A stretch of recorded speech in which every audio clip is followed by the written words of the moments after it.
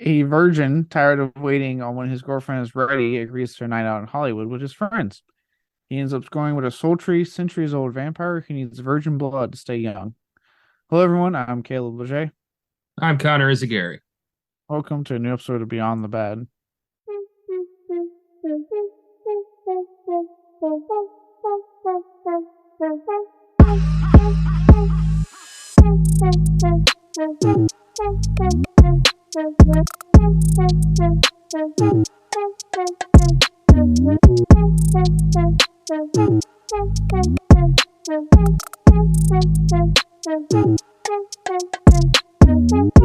Today, we'll be talking about the early Jim Carrey starring horror comedy, Once Bitten, a very 80s film, and we will get into that, which seemed to underperform at the box office and be dismissed by critics. It has since its release gone on to attain a cult following. A lot to do with the fact that this is one of Jim Carrey's very early, actually his first leading role in Hollywood. So that I think has a large chunk to do with it. On that note, I'll shoot over to my buddy Connor for those scores and begin this discussion. Once Bitten, sitting at a 10% critic score on Rotten Tomatoes and a 39% audience score. No critics consensus because not enough people have bothered to revisit this one. And I get it. It's not the best movie. I mean, I liked it a bit more than you. I had fun with it. Those elements, and it. I won't say necessarily like it's just happens to 80s films, right? It happens to a lot of old films, and times change, things age better than some things age fine, other things don't. Um, there's a lot of isms that were going around the 80s though that were prevalent in movies that did not age well, and this film is admittedly kind of filled with a lot of that stuff.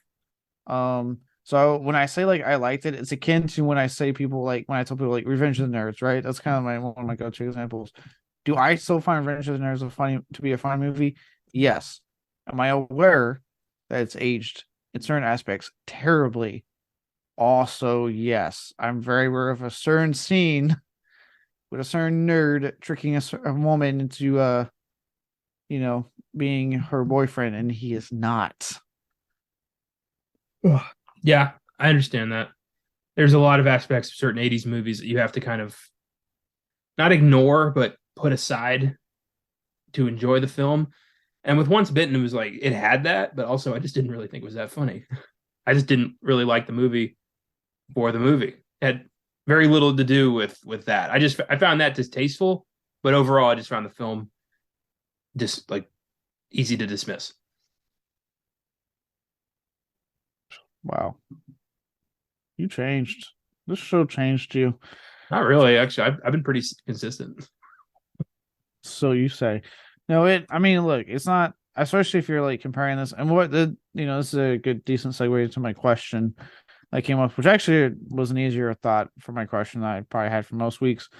But I mean, obviously, if you're looking at the canon of Jim Carrey thing, of Jim Carrey's filmography, is it his funniest? Obviously, no. Like, he would obviously go on to hone what, it's a well known fact. He kind of honed his craft on, Living Color. Thank you. There you go. When he got the gig on there, and that's where a lot of his physical comedy came into power, like got honed and became known, and led to a very successful film career that he's maintained for a while now. I mean, let's just be honest. When you say Jim Carrey, almost everyone knows who you're talking about. Um, but it's also like it's the historical aspect of certain that this is his first leading role. Like you're seeing like a guy, he was like 23 when he did this movie. So you're seeing a very young in his prime Jim Carrey. There are some, someone who is very much struggling with their Canadian accent and is showing elements of the comedy. There's a certain scene I'll say for like rewards later that kind of you get a little bit of the hint that physical comedy that he would become so well known for, later in his career. So in that aspect, it's cool to see like that part, like, oh, it's an early Jim Carrey, but obviously this isn't going to be like his best work. He was just starting out. That's true. That's true. And he is, he's far from the worst thing about this movie. He's trying, he's doing his thing.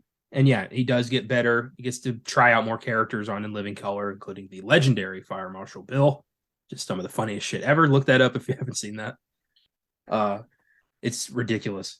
But yeah, obviously, when films like Ace Ventura and The Mask and Dumb and Dumber came out and he became the biggest box office star in the world, obviously he had a lot more options, a bigger spotlight, and was able to do a lot more. So I'm glad. I've always respected Jim Carrey. I've always found him hilarious. So yeah, I got no beef with Jim Carrey. Yeah. Even with I know he had he had some kind of like a weird, I would call it middle stretch of his career where it seemed like his personal life was taking over more than his films. Um and all the kind of kooky stuff he was doing. And obviously, his one could argue somewhat controversial take on his type of method acting. Um That's true. Yeah. I know, yeah, that's proven controversial at times. But yeah, hey, look, I grew up, him and Adam Sandler comedies I grew up on. He was a comedian me and my dad just agreed on when it came to stuff. So I would watch a lot of his movies with him, and we'd just be laughing our asses off. My mom just sitting there rolling her eyes like, "Why do you guys find him so funny?" And we're just like, "Cause he's hilarious." Um, to the point that I was sad recently when shortly before Sonic 2 came out, and he made the announcement that he was considering about retiring and just living a peaceful rest of his life. I was sad. I was like, man, these Sonic films, I felt like we finally got him back, and like it's been so refreshing to see him on the big screen again and something successful, and he's clearly having fun. But I agreed with his statement. He's done a lot. His legacy is intact. He's clearly one of the greatest comedians of all time. Like I said, like his stretch of films early in his career that made him box office gold, it's like unmatched.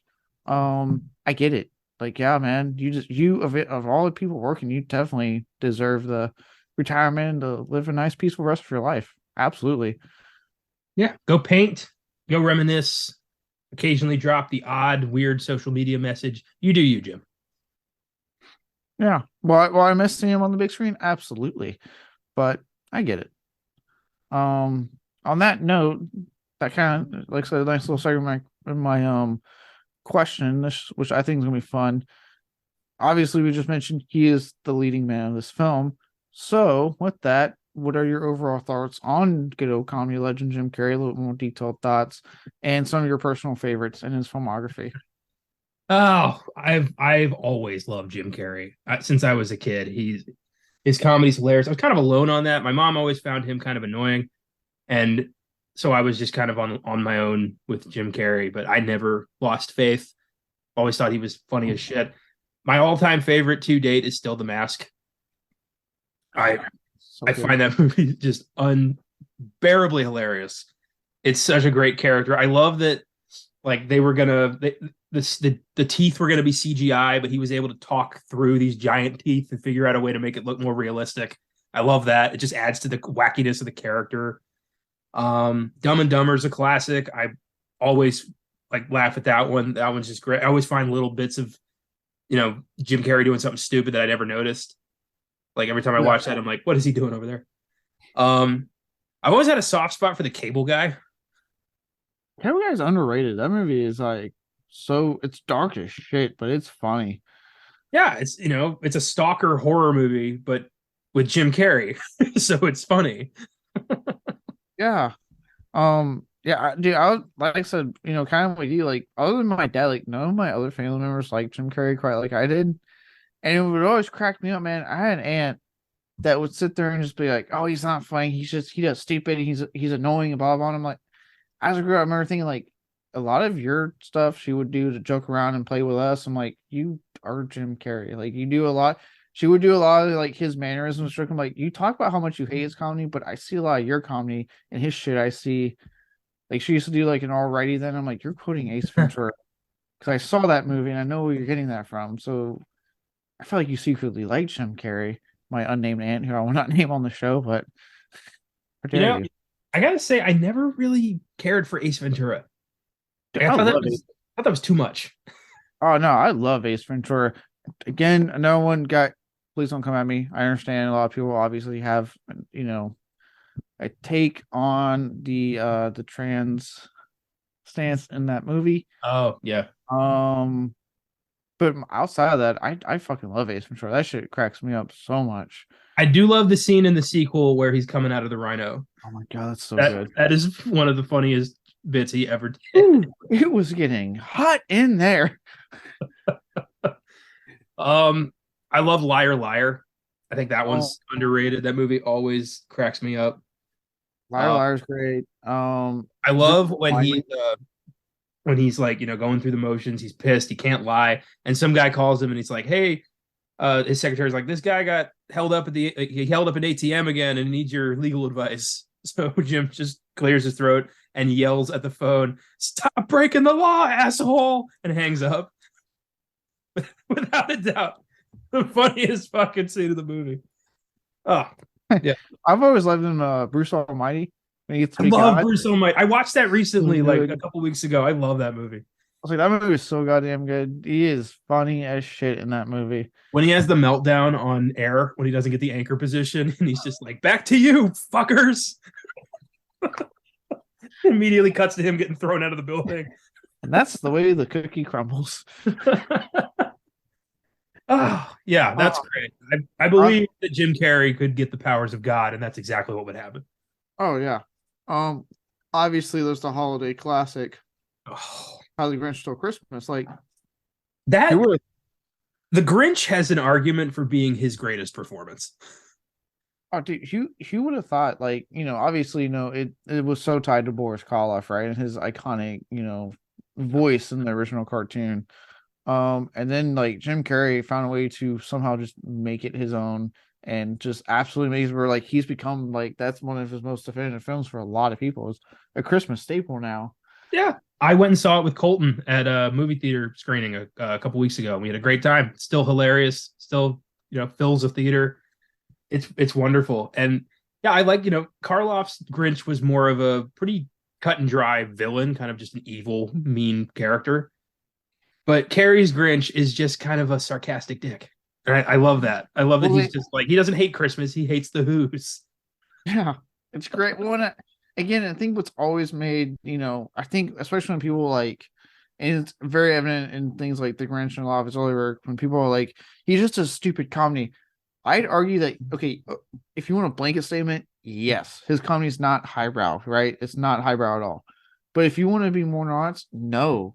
Like the way, people forget that like big chunk of the reason he broke out the way he did was not only his ability to do the things he could do with jokes, but it was the physical aspect. Like the things that guy could do physically with his body on camera were out of the sport and just aided in the comedy.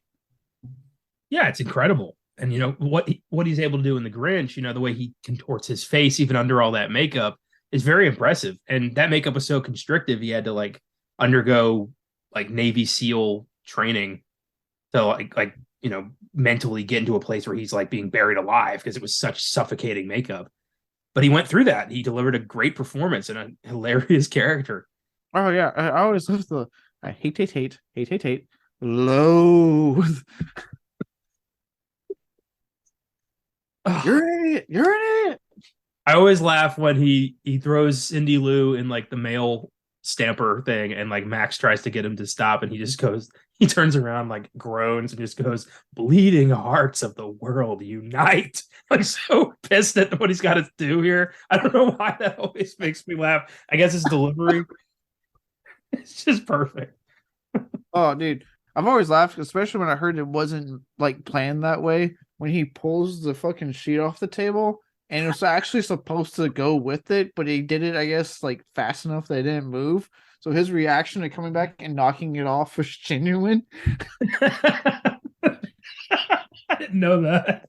I That's read it somewhere that apparently, like, they were like when he was pulled it, the shit was supposed to go with it, and it didn't. He fucking lucked out and pulled it. Everything stayed, and so when he went back, that was him legitimately like, "Oh motherfucker!" that was perfect in character for the Grinch. Yeah. I know this scene where he's like got the director's cap on and he's like trying to direct Max as Rudolph. That was all made up on the fly as his like way to make fun of Ron Howard. And he's just like, cut, print, check the gate, moving on. Like he was doing Ron Howard.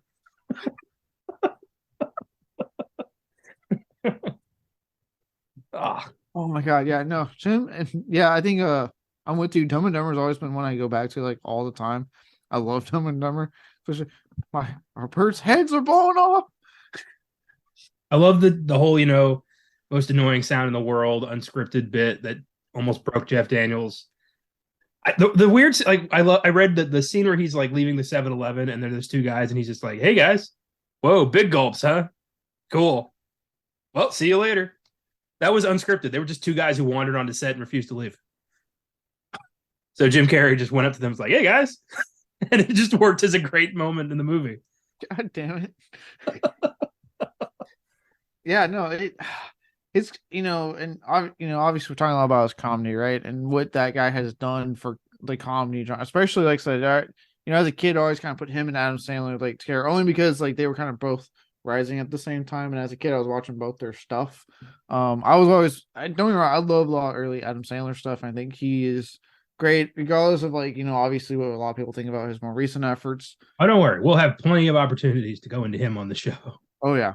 But I've always preferred Jim Carrey. Like again, it has a lot to do with the physical aspect to it. It just always impressed me. Like I said, with the contorting of his face and the things he could do with his body when he got up and did. I'm like, what? How is he able to do this shit? Yeah, like even his, I know a lot of people shit on this movie. Hell, we have shat on this movie, but I do find I like his Riddler in Batman Forever. I do think he's doing his own thing and he's doing, kind of I think Frank Gorshin was his name, the 60s Riddler, kind of doing a little play on that version. And I think he's doing a good job. I believe that he's fucking crazy. I think, yeah, no, I think we talked about it. Like, look, at that time in his career when they hired him, like, well, if they were thinking, oh, we're going to get like a nuance, really, like, no, you're hiring in like, what was that, 97, I believe? 95. Thank you. Mid 90s, height of his career, fucking Jim Carrey. You're getting Jim Carrey. Like, that's what you're getting. Yeah. And then we get to see, he's also an incredibly talented dramatic actor. And we got to see that with the 1-2 punch of The Truman Show and Man on the Moon, which both fantastic movies and brilliant performances. And especially Man on the Moon. I mean, it is scary the amount of transformation he put into becoming Andy Kaufman. That I know that's where a lot of the controversy with his style or method kind of comes from, is mostly Man on the Moon. Like, I know he did shit like put cheese in his pocket so it smelled terrible.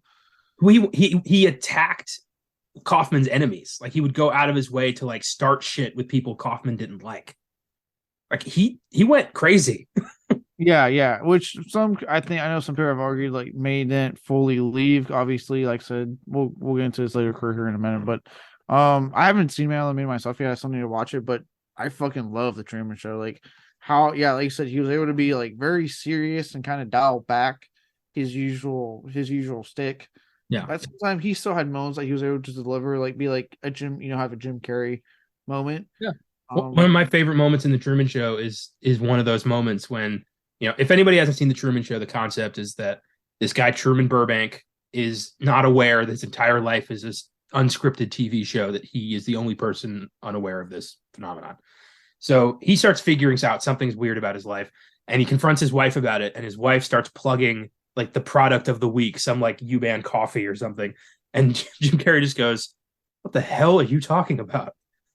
Oh, yeah. Who are you talking to? What the hell does this have to do with anything? It's such a great moment because, yeah, if you're having an argument with somebody and suddenly they start like shilling a product, you're going to be like, the fuck's going on here?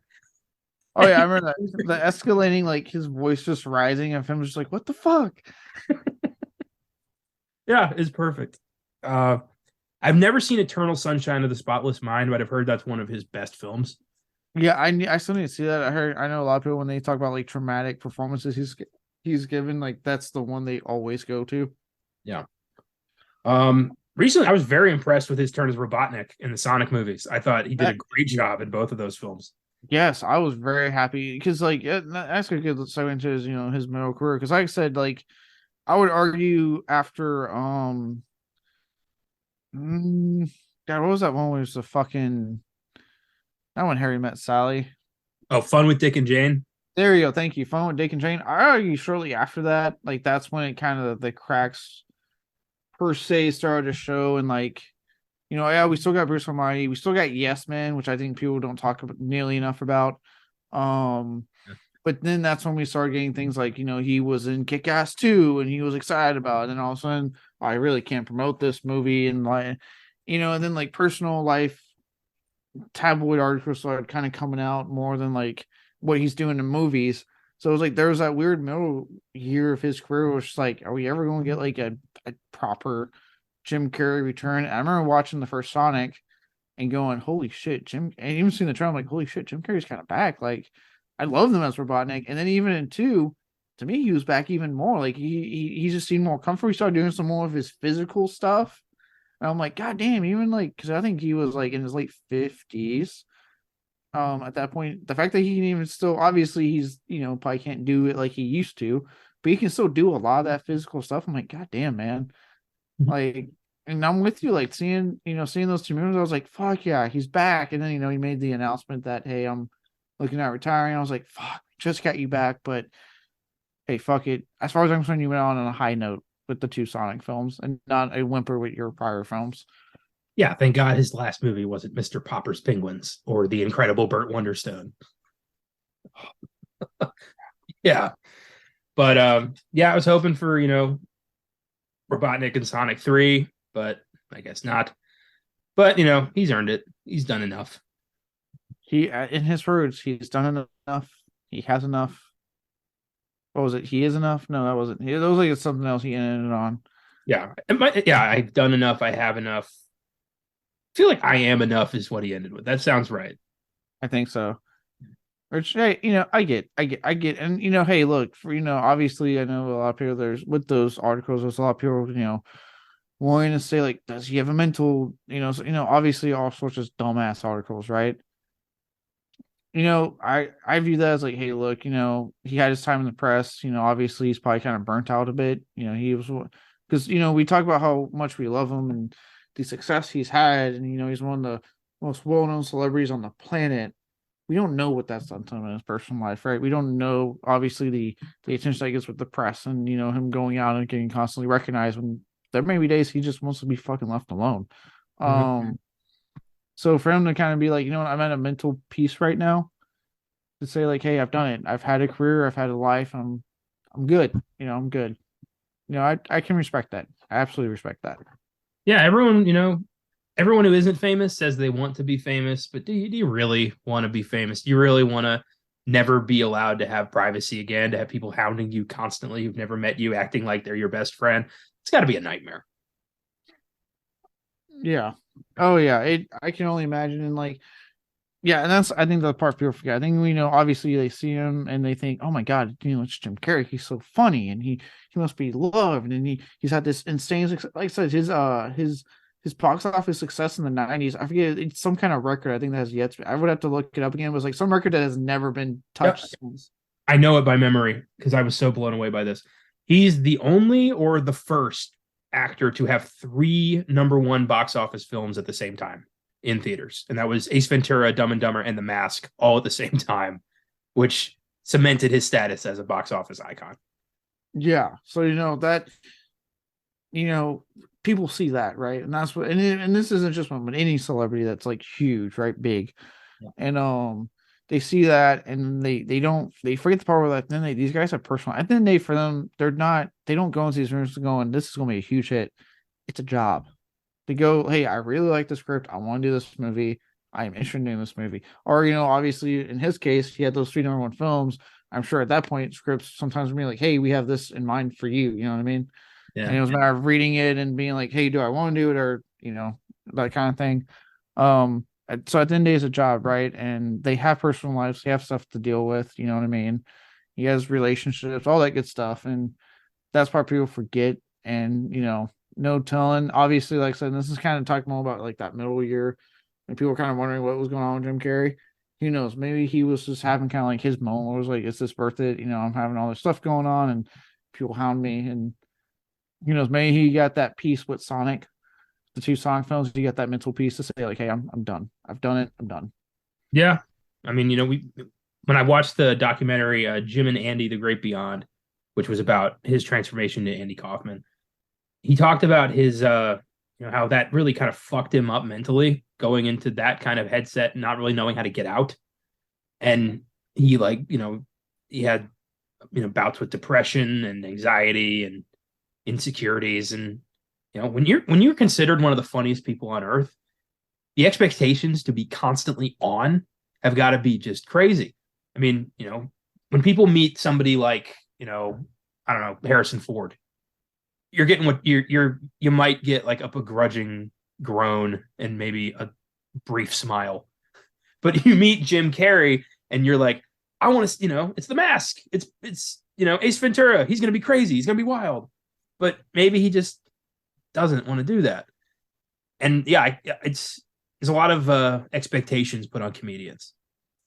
Oh yeah, all the time. Because people forget that, like, yeah, obviously when they're doing a movie or if they do primarily stand up or something, that they're always on. It's like no, they're on when they're doing their job.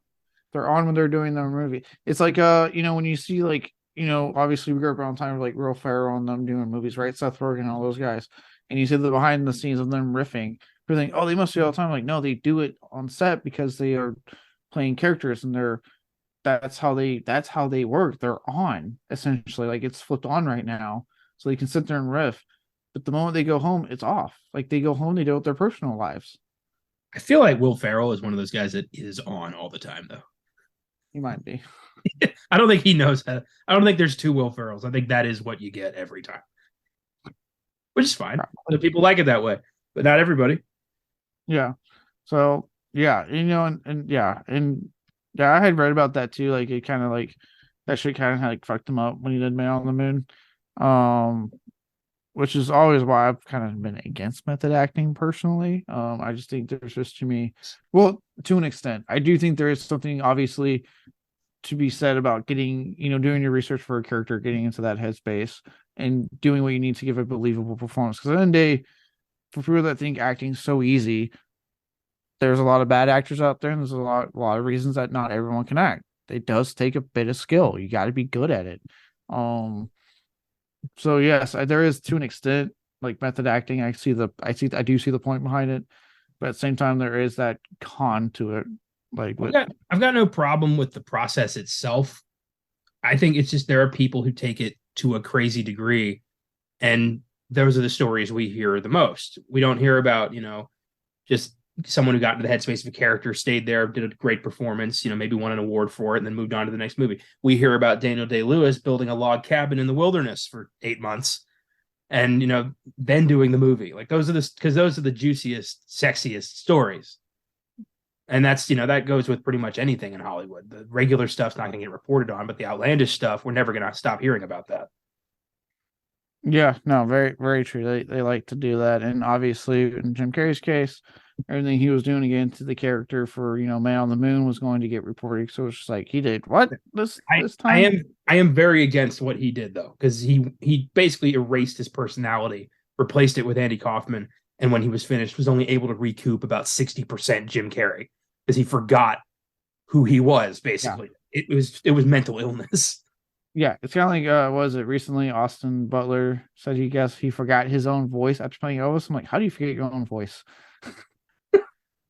I can't imagine. I've never disappeared into a character. I can't imagine erasing who I am for like a 9-month shoot to play like, I don't know, fucking Jim Morrison or something. Like it's crazy to me that people can do that. Dude, I'm in the military, for Christ's sakes. And it's crazy to me. I'm like, I still know who I am. Yeah. To me, it's 1 degree away from straight up, antisocial personality disorder. It's like, at what point is it complete mental illness and you should be committed? I feel like it's a very short walk there. Fine line. Yeah. Yeah, no, yeah, Jim Carrey, look, regardless of like what may have happened on Man on the Moon with his headspace, and obviously it's kind of like the beginning of I would call the tabloid years of just constantly hearing whatever the fuck he was doing on the shit with Emma Stone when she was getting popular, all that crazy stuff. That was that was odd too, yeah. At the end of the day, I think it's pretty much agreed before I move on to know that, hey, look, Jim Carrey, we love him. The man is a comedy fucking legend. So many great films, and you know what? I sincerely hope. I know he's not listening to this, but Jim Carrey, I sincerely hope, and I think I speak on behalf of Filmgasm, that you enjoy your retirement because goddamn, you've earned it, man. Damn right. Thanks, Jimbo. Thank you for the laughs, Jim Carrey. So many laughs in my childhood, um, and really to this day. So with that, let's move on to Development Hill and talk about the film itself. All right, so I couldn't find a whole lot on this film. So apparently, it's like getting as buried like most problematic 80s films. I did find some stuff, some good, interesting movie casting stuff. But before we do that, let's talk just real quick about the fucking elephant in the room, because there is some stuff behind it. Yeah, I want to start off here before we get into the fun casting stuff. So in case anyone's wondering, let's just talk about these things real quick. I don't want to go into too much detail because I'm sure they will show up in our awards. There's a lot of there's things like a trans person being used as a punchline. There's a gay butler that is mostly there to spout off jokes. You know, I'm not gonna lie, he made me laugh quite a bit, and his jokes were funny to me. Yeah. That was Cleavon Little from Blazing Saddles, which is fucking crazy. I didn't fucking know that. I was wow, okay. That's Sheriff Bart. Oh, I did not fucking make that connection when I was watching it. Hell yeah.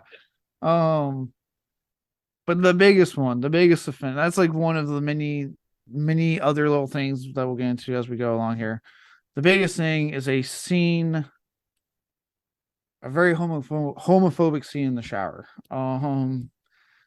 I will not quote the dialogue here because just no, but it's bad and they fucking go on about it for quite a while.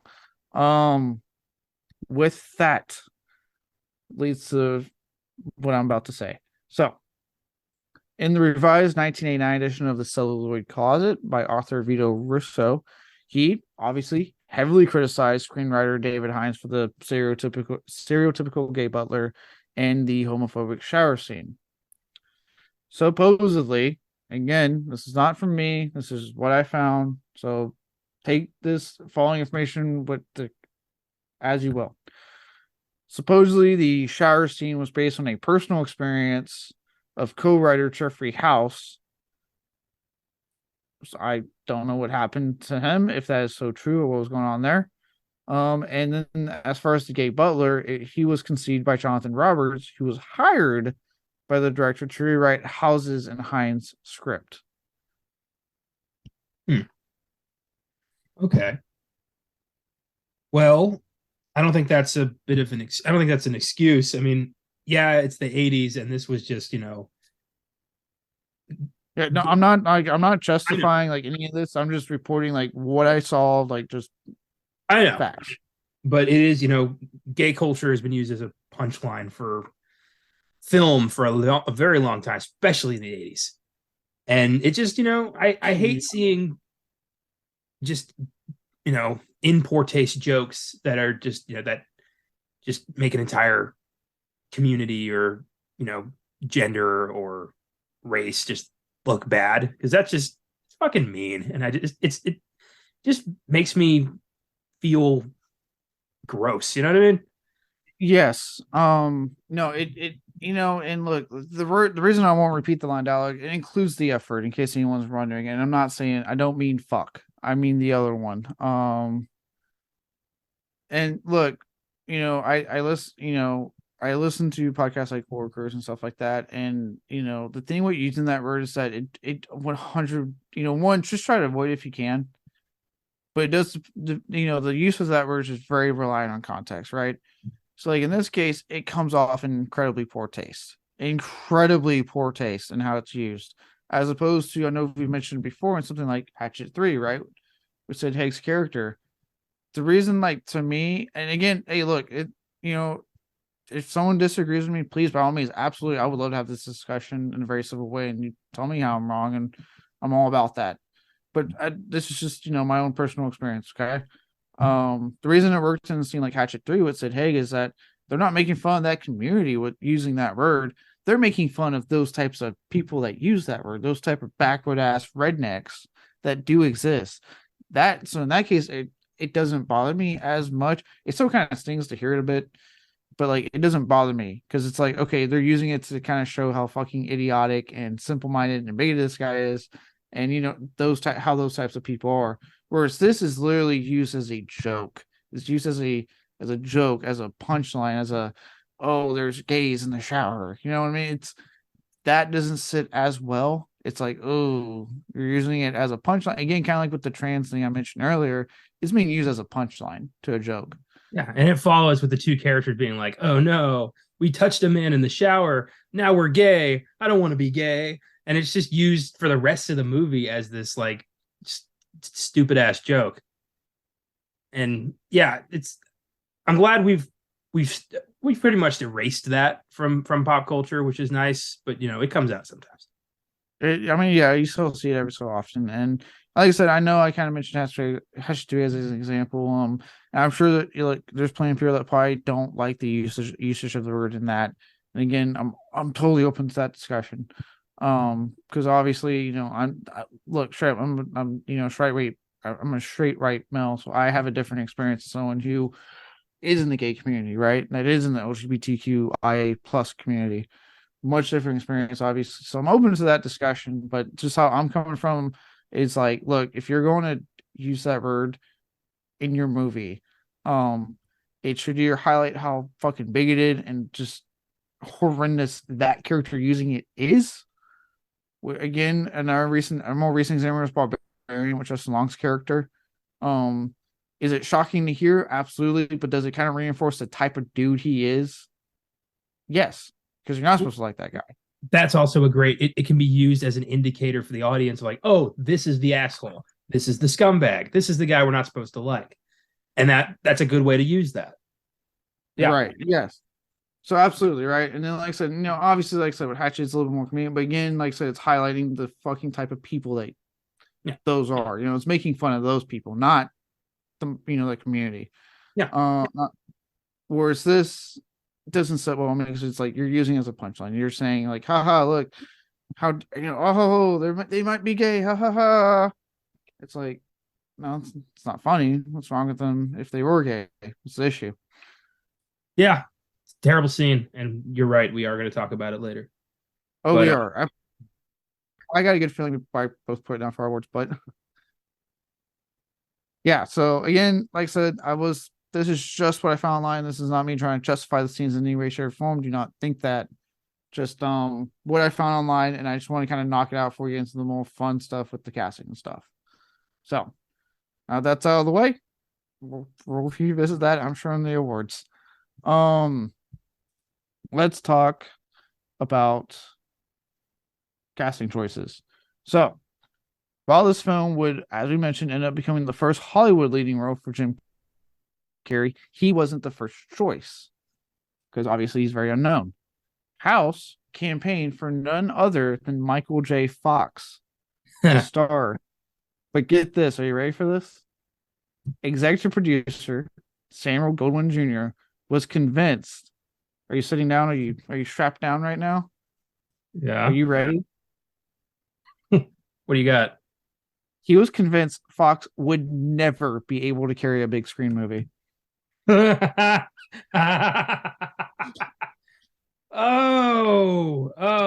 wow. Some crow was eaten later that year. Oh, yep. My God. I mean, just, back. First off, if Fox does this, I feel like since this movie, did this tank at the box office? Yes, it did. There goes Back to the Future because Eric Stoltz does it, and I doubt it becomes as iconic as it is. And also, Teen Wolf doesn't happen. Michael J. Fox became a megastar in '85 thanks to those two movies. And I hope this producer was there because that is just beautiful. He'll never be a star, and then he proceeds to be the biggest star of the year. Dude, when I saw that, not only did I do double take, I was like, oh my God, this, we've talked about before, there's certain things I love not telling you because I'm like, I can't wait to see Colin's reaction when I tell him this. This is one of those moments like, I cannot wait to see Colin's reaction when I tell him this shit for why they didn't want Michael J. Fox. It reminds me of that scene in Bohemian Rhapsody when Mike Myers is like, no one will ever play Queen. The song's too long. Everyone's going to hate this song. And it becomes their most recognizable giant hit. Like, producers don't know shit. The money people never fucking know anything. They never call it ever. They're just creative black holes. They look, they hop on trends, and then that's why half their shit disappears. And then when something new and different comes out, they don't take that chance, and then usually they're wrong because that new exciting thing is what takes off. It's just great. And you know what? I don't know if Michael J. Fox, he's not sleazy enough to play this guy. Because this guy's a piece of shit. And I don't think Michael J. Fox could play a good piece of shit. He's too likable. This is true, and not that Jim Carrey can't play likable, but he's been able to pull off playing a darker edge character before, so it's in his wheelhouse. He can pull this off. Yeah, 100%. Yeah, watch The Cable Guy if you want to know.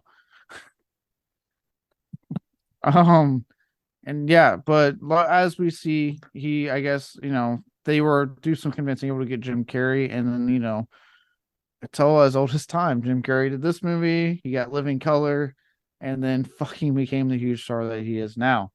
I think he did some more like small bits here and there, but that's like the basic trajectory of his career. True. I wonder if Oh no, go on. I was thinking like, where does Jim Carrey go next if this doesn't happen? Because this did get his name out there. This was a leading like role for him. I wonder if does he just become like a small time comic? Does he eventually does he get in Living Color if this doesn't happen? Right, like sometimes you need the shit films on your resume so people will see them and think maybe this guy can do something else. Right, because obviously, like I wonder, and we'll get into it, but I wonder if some people saw that dancing scene and went, "There's something in this kid." Yeah, and exactly. That's what got him. The guitar leg thing, like he's done that in every movie he's done since. That's become like one of his trademarks. Yeah, so I wonder if had that scene not happened, him being it, someone would pass him up, and then he ever get picked up for any notice and anything. Yeah, it's definitely an interesting thing, and it worked out for the best because obviously Jim Carrey got this and moved on to big and better things. Michael J. Fox got fucking Teen Wolf and Back to the Future in the same year. And I wonder also if did Michael J. Fox hear about that? It's like, what do you mean they don't, what do you mean I couldn't be a bankable star? Oh yeah, I'm gonna show them. And he said, I'm gonna do my best work ever in this time travel movie I just got. And lo and behold, best movie of the 80s. I hope that God. Not only do I hope that good old Sam McGowan Jr. ate his words when the show was coming out. I hope he's eating his fucking words now and feels like an asshole. But Michael J. Fox's current condition, you wanna say shit like that again about the fucking mighty Fox? I watched his Governor's Awards acceptance speech for his honorary Oscar. I was touched, but also I felt so fucking horrible. I hope he gets to see a cure for Parkinson's. I really hope he does. It just, to me, it's like that diagnosis was one of the worst things to happen because he was such a likable presence on screen. He seemed like a generally good dude, like a generally nice guy. And when it was found out that he got diagnosed with Parkinson's, it was like, oh man. Well, also to get a diagnosis that's not like he didn't get like a you have 3 months to live or something. He said you're gonna live a full life, but you're gonna get gradually worse. And I mean, that's fucking terrifying. Yeah, and it's not and not saying it's good when you're not saying one's better than the other, but someone like Ozzy who got well into his fucking 60s and 70s, I'm sure that news still sucks, but there's a problem going hey, I've lived my life at least, I've done my I've done it, I've lived my life. He got diagnosed with that shit when he was in his 30s, 40s. Yeah, he had to step away 30s. He had to step away in the mid 90s, and that was it. He's done some voice work since and some bit appearances in Curb Your Enthusiasm, but he hasn't been able to do a long-term project. He just can't do it. It's too debilitating. And it's sad. And I remember one of the more heartwarming things was I forgot what it was for, but him and Christopher Lloyd appeared on something. And seeing Christopher Lloyd kind of next to him and make sure he was okay and take care of him, it was sad. Broke my heart a little bit. I'm man, Doc, I'm staring on man, Doc's still looking out for Marty. Oh man, yeah, that was a recent Comic Con, and then they released their own line of Back to the Future merchandise together, which was just beautiful. I'm happy they are able to make some of their own money off this thing. And yeah, just seeing Michael J. Fox wearing an Enchantment Under the Sea dance T-shirt brought a tear to my eye. Like that movie means the world to me. It represents so much to me, and I'm glad that they're both still with us and both still very engaged in the film and the fandom. Yeah, yeah, yeah. He's a living example of these. He's not letting that disease get the better of him. He's so like he had to step away from something I'm sure he loved doing, and he's but the fact that since then he's put so much effort into finding a cure and still doing things like that for the fans of Back to the Future, like he hasn't like. But I'm sure he's had his rough days. I'm absolutely sure the man's been through it mentally.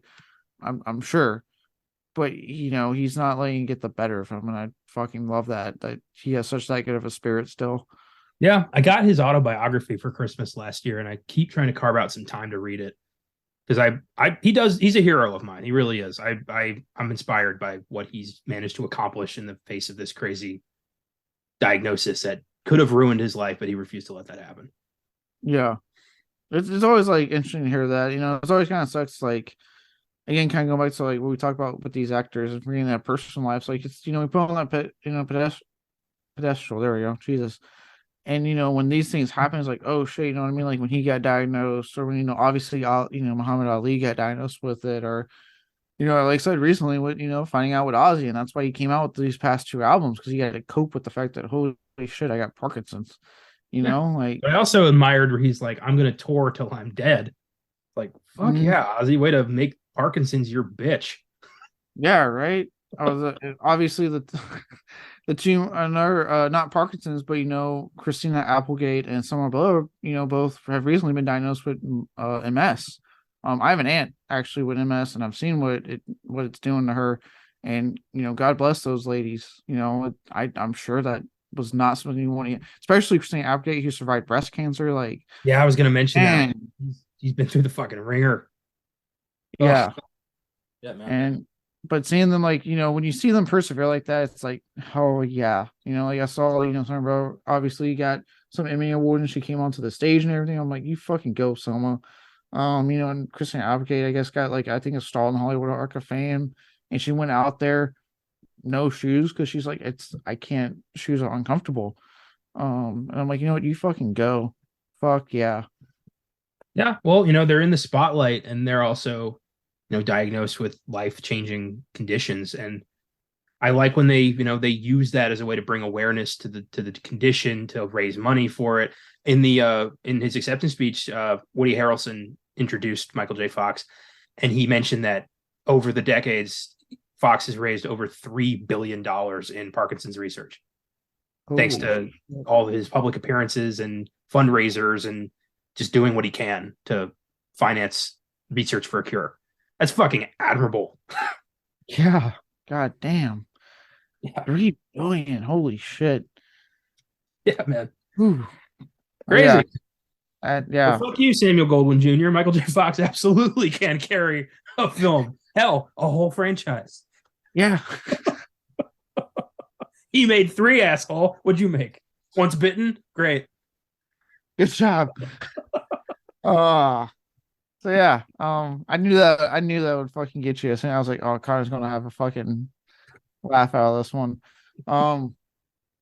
As for the Countess, they went through quite a bit of names actually. So I'll start with the most well-known one because believe it or not, it was not written for the actress who got it. This role, so remember guys, this came out in the 80s, 1985.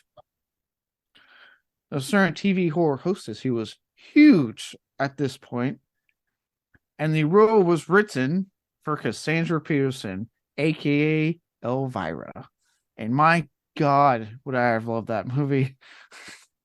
I like it, but isn't it a little on the nose? Your point. Isn't it just an Elvira movie at that point? Look, I've seen both of her movies, and I'm okay with that. I'm not saying it as a negative. I'm just saying this is basically, yeah. All right. Okay. Fair enough. Yeah, she would have been good. Yeah. Plus, come on. It's Elvira. Like, who doesn't? Cassandra Peterson's an awesome lady. I've seen her in like interviews. She's fucking awesome. But yeah, it was written for her. I know there was no reason I could find why she or turn it down or like what happened, but I raised she didn't do it. I bet what happened, Samuel Goldwyn probably said, there's not enough Elvira fans out there for her to be in this movie. People won't see it. You're going to be a producer, you really got to have your finger on the pulse of popular culture, or else you're going to end up making failures. Yeah. Maybe learn to read the crowd. There were two other names brandied about. Kathleen Turner was considered at one point, and Morgan Fairchild, who was hot at that time, would get offered, but also turn it. I mean, hot as in like. I was just realizing how that came out. Hot as in getting a lot of work. Like people knew who Morgan Fairchild was. God damn it. I figured that out eventually, but at first I'm like, damn, why the cut towards Morgan Fairchild? That was unfair. No, and as soon as it came out, I was like, whoa, wait. I just mean like at that point, like working wise. Yeah. Well, Kathleen Turner, 1985, hot at the time, and I mean physically. Would have been a good choice. At the time was also hot in 1985, but Kathleen Turner, like, not to be crass or mean, but she kind of evolved into like basically a clone of Danny DeVito. And you know what? Okay, sure, fine. I don't know why. 1985. Yeah, Romancing the Stone, Who Framed Roger Rabbit, Peggy Sue Got Married. Yeah, in the 80s. Yeah, she would have been great in this. Oh yeah. But yeah, she was only considered. Fairchild was offered, but she turned it down. So those were the big three names. I had no idea this was running for Elvira, but hell yeah. I feel like you think Faye Dunaway was any inspiration? Because I feel like the character feels like she was supposed to be Faye Dunaway. Maybe I couldn't find anything supporting like that in any way, but maybe I could see it absolutely. Now remember when I talked about, we mentioned it, his Jim Carrey's controversial style or method acting. Let's talk about deleted scene. It involves vampires eating cockroaches. Oh no. Now, most normal actors, including myself, well, if I was acting, right? Cliff's like, what do you act? On the side. Doing community theater I didn't know about? Watch, you go see like the new Transformers or Indiana Jones, and all of a sudden I just pop up in it. That's what happened with my uncle and you. You were watching Machete Kills. You're like, is that your uncle? I'll never. That's the funniest fucking text I ever got. Yeah, it's funny too because I remember I was like, that looks like his uncle. Also, he is the only guy with white hair. Yeah, my uncle was an extra in Machete Kills, Sin City, A Dame to Kill For, and Transformers: Age of Extinction. So randomly, my uncle will just be like, doing a reaction shot or something in the background, and Caleb didn't know that. He was watching Machete Kills. He saw my uncle and was like, what the fuck?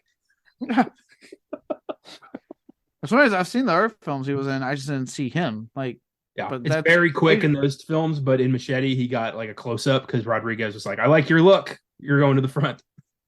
Yeah. You could tell in that one because, yeah. I mean, granted, like, Sin City, Dame to Kill For makes sense because it's shot in black and white. So it's like, it can, like I said, it's a quick, easy one to miss.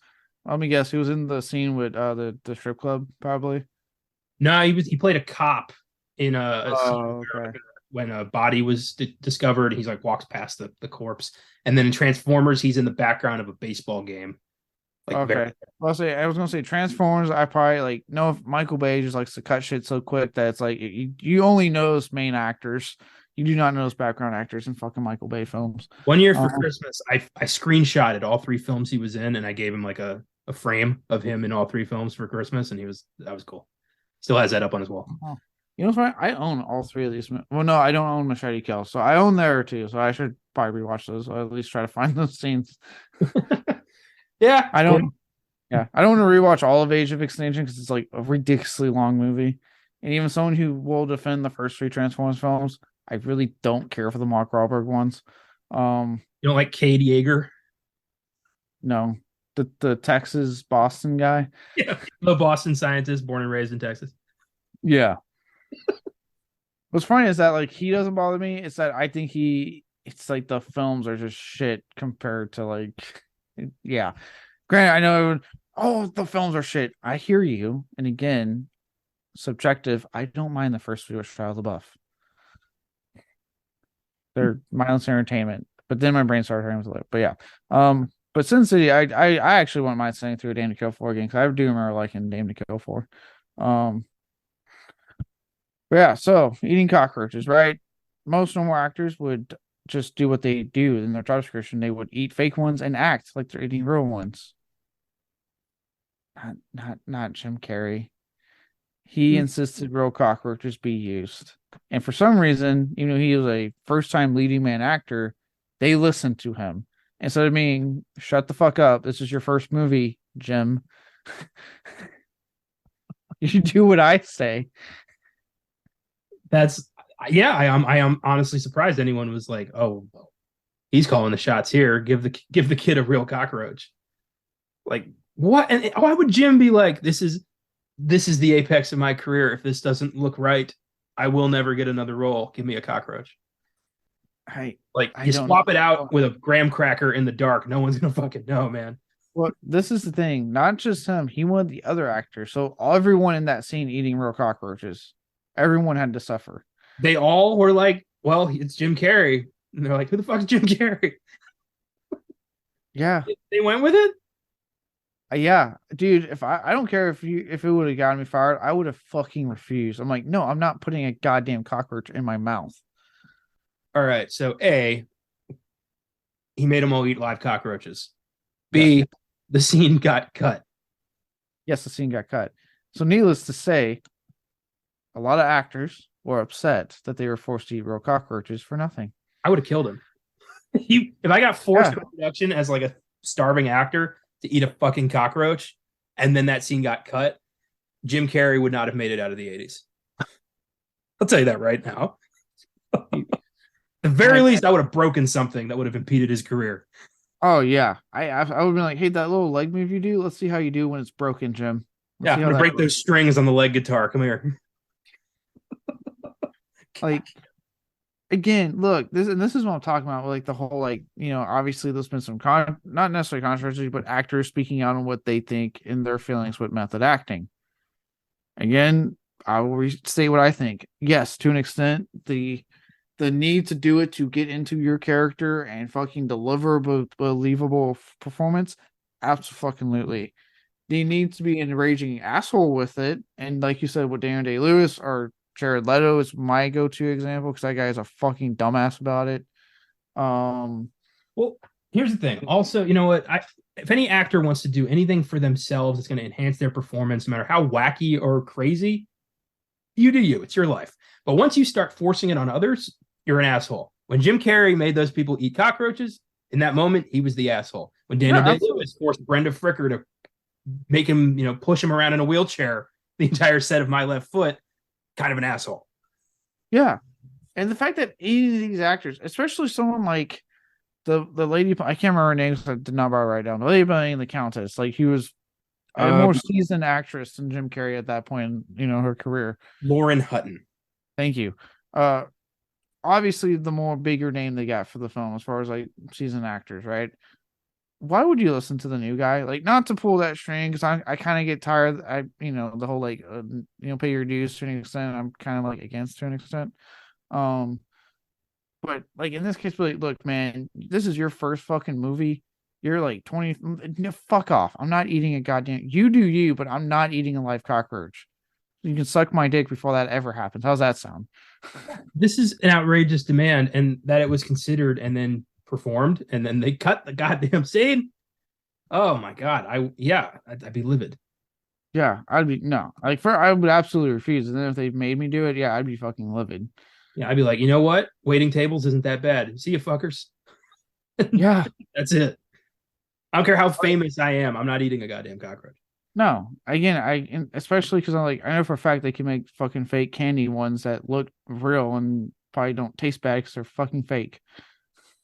Yeah, or just like I said, do the scene where you're like coming up to the, you're bringing a cockroach up to your mouth, cut, replace cockroach with like a cookie, and then chomp. No one's gonna know the difference. You think in Beetlejuice, Michael Keaton just ate a bug off the ground? No, he didn't. I hope he didn't. I can't verify that, but I'm pretty sure he didn't. Yeah, look, guys, this isn't a jackass set. Like, come on. Yeah, that's insane. Oh, I don't like that. It makes me wonder what other crazy shit he's pulled on other film sets. I mean, if on Yeah, your first movie they're going to listen to you and make everyone eat cockroaches, you're going to think, oh, I can probably get away with a lot. I can do so much. And listen to me. Yeah, Neil before Jim. Like I hope that didn't go to his head, but how does it not? I know, right? It's also making me really hope that the cop in Dumb and Dumber did not actually drink piss. What if Jim Carrey's like, nobody breaks for lunch till he drinks my piss? Like he demanded it. And at that point, that's when I say actors have too much power in Hollywood, and they're human just like you and me. Go fuck yourself. I'm going to lunch. You're not stopping me from eating. Or I'm not drinking piss either. How's that sound, Jim? I would love if years after the Cable Guy, he's still stalking Matthew Broderick. Broderick just sees him outside in the bushes, and he's like, "God damn it! It's Jim." He calls the cops. It's Jim Carrey again. Please send somebody. His wife sometimes like, God damn, Matthew, call the cops. It's Jim outside. Oh man, I actually am. I want to take back some of the praise, because now I'm like, is he fucking crazy? He might be. Whatever. I was like, oh my God. But again, I kind of have like, this is when I kind of like learn at times like I probably couldn't make it like in big budget Hollywood, because I would be like the type of dude to be like, I'm not eating that. I don't care how the hissy fit your mouth, though. You fucking grown ass man. Like, in every job I've ever had, I refuse to like kiss the ring. Like I don't do that. Like respect is earned for me, and I don't respect a lot of people, frankly. So yeah, no one's gonna tell me that shit. I'm just gonna be like, yeah, you got it, sir, and devour a goddamn cockroach. Yeah, no. I'm with you, like, especially, and also like if I don't want to do something, you cannot force me to do something. Again, look, this isn't like a jackass film getting filmed, right? And even then, you know what Johnny Knoxville doesn't do to the crew? Make them partake in the fucking stunts. Well, unless they're making a movie. Unless they're making a movie. And even then, it's select crew members, aka Jeff Tremaine. Yeah. And also, if you're filming a jackass movie and you don't know what to expect, that's on you at this point. Yeah. And I feel like Johnny Knoxville could probably talk me into it. He probably could. He's good at that. But again, but if you do actually like, if you know, it's like, unless it's Chef Tremaine, they don't really go out of the way to harm the crew too much. Like they kind of leave them alone, and they're not like doing the shit that they do. You know, they're not going to pogo stick on their nuts like they do. Thank God. Can you imagine you signed a contract to be like the director of photography on the new Jackass, and in very small, undecipherable print it says, "Crew or cast may be allowed to pogo on your nuts at any given moment." And you signed it. It's ironclad. You can't get out of that. Can't get out of that. It has to happen. You either get logo on your nuts or you go to prison. Yeah, like what? Like what was it like in 4. Did you see 4.5 on Netflix? I've seen all of them, yeah, for a reason that was on Netflix. And not Paramount like the rest of them. But if you notice when they did that thing with the bull gun, if you notice, the only person he shot was Tremaine. If you notice, even Knoxville got the attention of the crew, be like, "Hey guys, I'm not trying to shoot you. Get out of the way.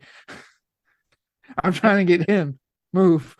To me, it's like, you don't piss off the people making your food. You don't piss off the crew building your movie. Because like those people are like, "Fuck this," and they throw down the boom mic. Production gets halted. You can get a director anywhere. And that's you know what? Good way back to this. That's what's crazy when you hear about these like outrageous things that actors are. And I'm like, you do realize that yes and no, an actor is replaceable, right? Like obviously you pick that person because they are like the good one for the role. Most of the time, Hollywood has proven otherwise every so often. I got one for you. The Lovely Bones, 2009, was supposed to be Ryan Gosling. He was supposed to star in that movie. He thought, I'm playing a father. Fathers aren't Ryan Gosling ripped most of the time, so I should do something about that. And he gained 50 pounds without telling Peter Jackson. He shows up on set 50 pounds overweight, and Jackson's like, "What the fuck did you do?" The character's not overweight. Why'd you do this? Now we can't use you. And he was fired, and they got Mark Wahlberg. and Yeah. Ryan Gosling ended up fat and unemployed, as he said.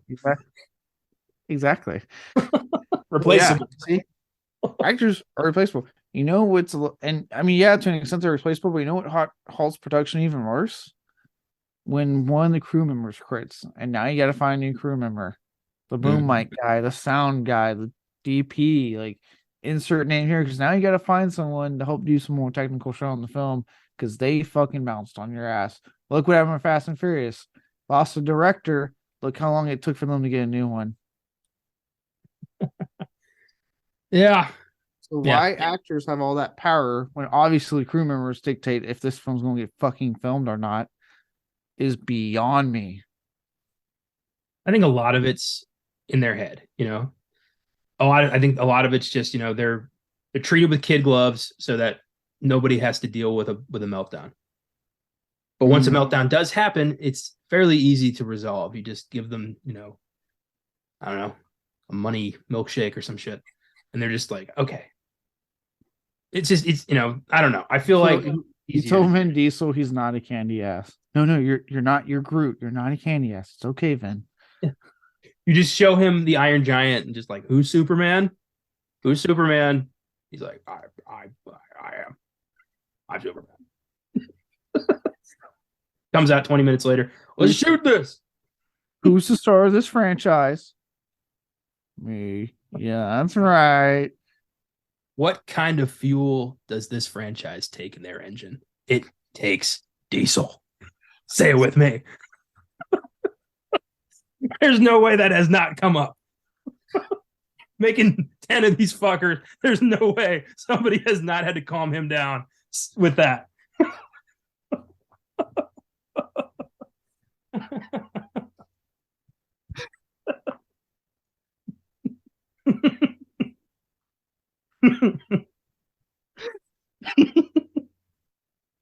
Oh, good one. Good times.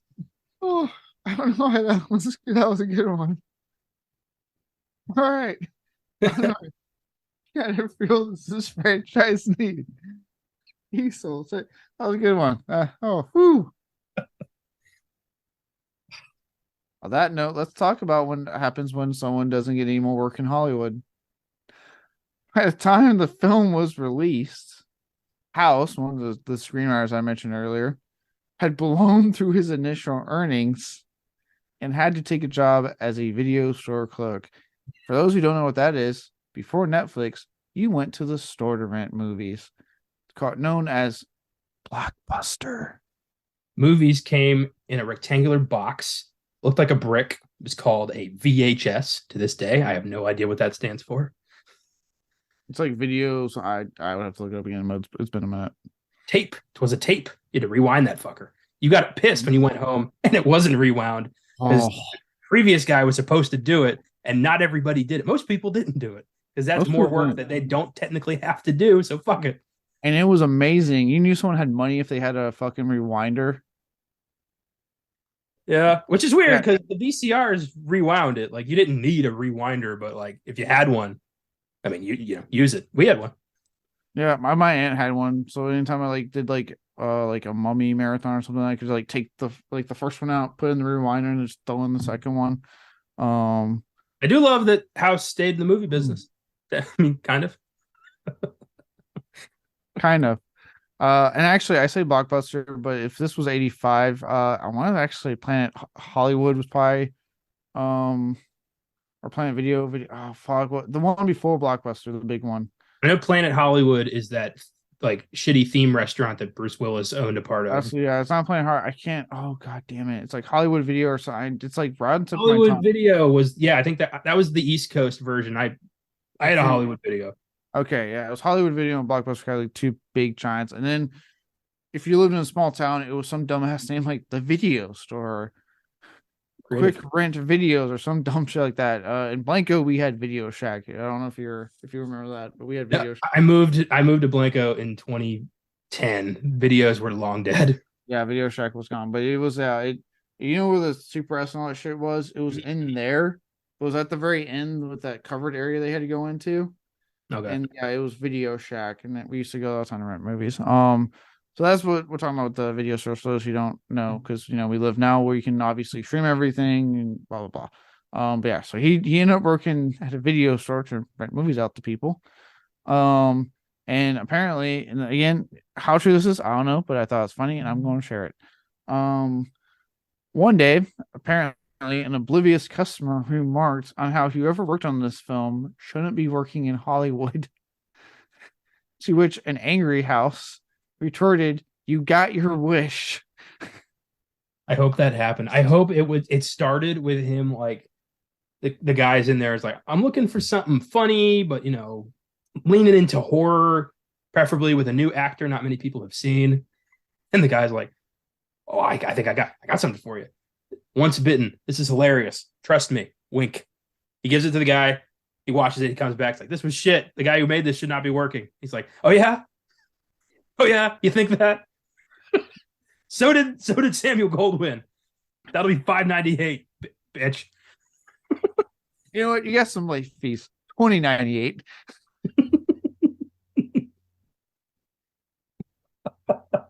Oh yeah, that was the thing back then too with the video stores, ladies and gentlemen. If you did not return that shit on time, oh boy, were they fucking Blockbuster especially would stack those late fees like no one's business.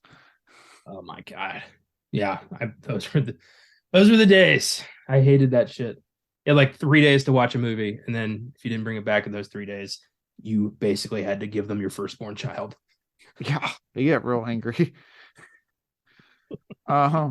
Yeah, dude, I would just love the idea of like, what's crazy is that like, if this is to be believed, he easily could have just gone on work. He just, I don't know, continue script writing, but it was just because he blew through his damn earnings. He's like, he literally pulled the rookiest of rookie mistakes in the industry and went, "Oh, sweet, what did I lost paycheck?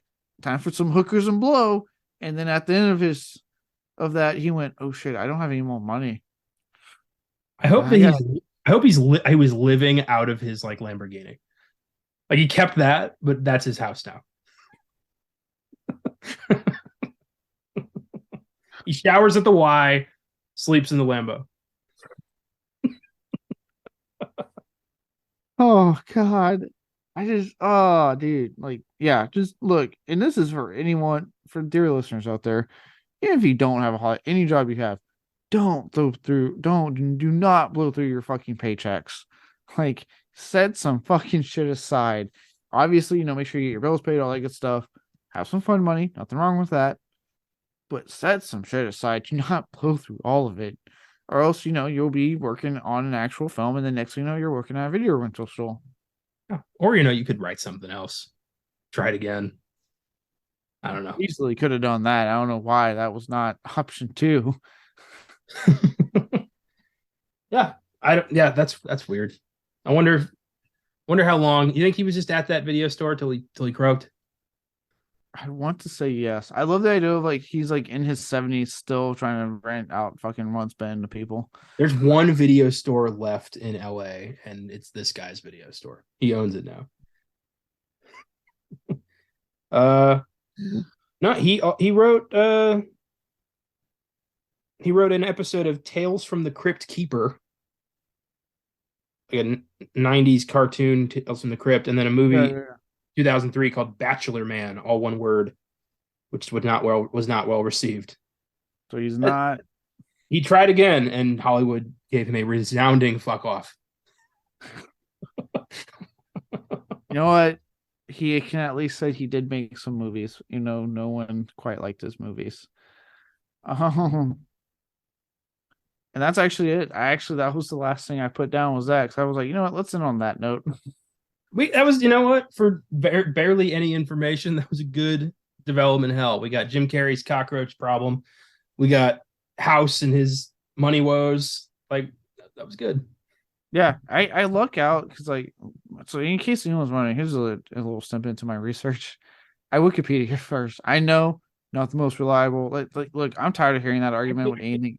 That shit is a lie perpetuated by public school. Wikipedia is actually pretty damn accurate. So there it is. Yeah, and look, I'm just like, anything on the internet, you gotta take it with a grain of salt anyway. So like, just fuck off, okay? Like, just fuck off. It's internet research. Like it. Unless you get the fucking Blu-ray with the special features and them specifically talking about, or a podcast that they talk about, like, you gotta take anything else outside that with a grain of salt. We luck Unless out sometimes when we get some good research materials, but oftentimes, especially on this show, we're dealing with movies that have been, buried or forgotten. So no one's releasing deluxe editions of that or anniversary sets or talking about it on podcasts, except for our sorry asses.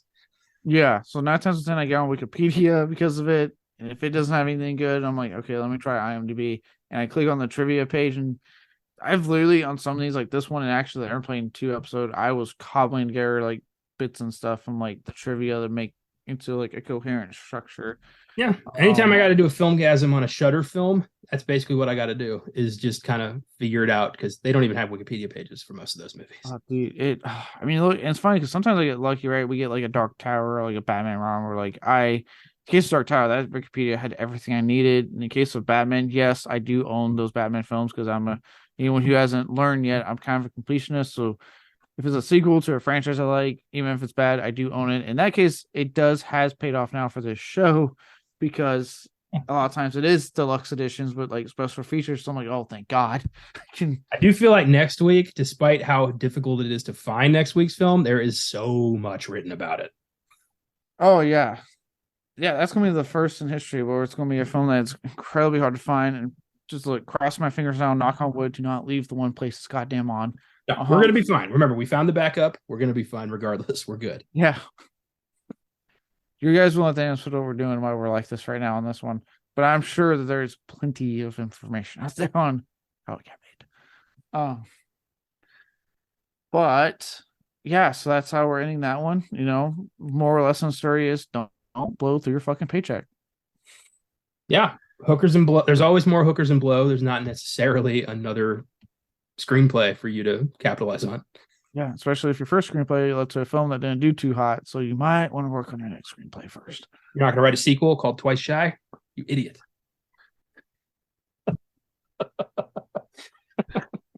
All right, so enough of the awards. The first one up, and I wonder if we have the same thing. I'm very curious. The Zack Snyder, I got no snarky comment. I probably won't have one for a while. He's kind of been quiet now that he's working on his Netflix movie. The worst scene. Let's find out. What do you put? Yeah, I'm pretty sure we went in the same direction. That shower scene is fucking unforgivable. I literally, I was trying to figure out how to fucking call it on here. And then when I was in the development hell stuff and I saw that they called it the homophobic shower scene, I was like, perfect. So that's how I have it down in my notes, homophobic shower scene for the award. Yeah. It's bad. It's funny because, Josh actually owns this film. We got it like as a 2-pack. So what's the other one? Love at First Bite or something like that. Of course. And so he at one point came out to watch it because it's been a while since he saw it. And even we both had a moment when as soon as the scene came on and they said the line that they said, we both just kind of like went, oh, like we were just like, oh boy. And he was like, yeah, that doesn't age well. The line in question, by the way, is FAG alert, screamed, and everyone freaks out when Jim Carrey's two friends are trying to find a bite on his thigh to prove he's a vampire. They're like, oh my God, gay sex in the shower. We're all going to die. And everyone loses their fucking mind. And now these two guys are like, are we gay? We might be gay. Oh my God. It's horrific. Yeah. And I'll have even more to say on the worst filmmaking decision with the follow-up stuff with that. But just like focusing on the scene itself, like this is again, I know I kind of talked about a lot at the beginning, but like again, like using it as a punchline. No, and look, don't get me wrong, I am, I know Josh, I've mentioned it before, Josh mentioned it too, I think on the Black Friday episode. I'm very much I'm very much in the camp that it's either all funny or nothing is funny. But also, I think when people forget when the South Park guys say that, and if you watch South Park, if you notice, depending on the subject that they will tackle, depends on how they approach it as a joke.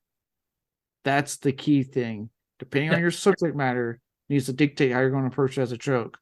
Because obviously, dealing with something heavy like rape, you gotta be fucking careful how you're going to handle that, right?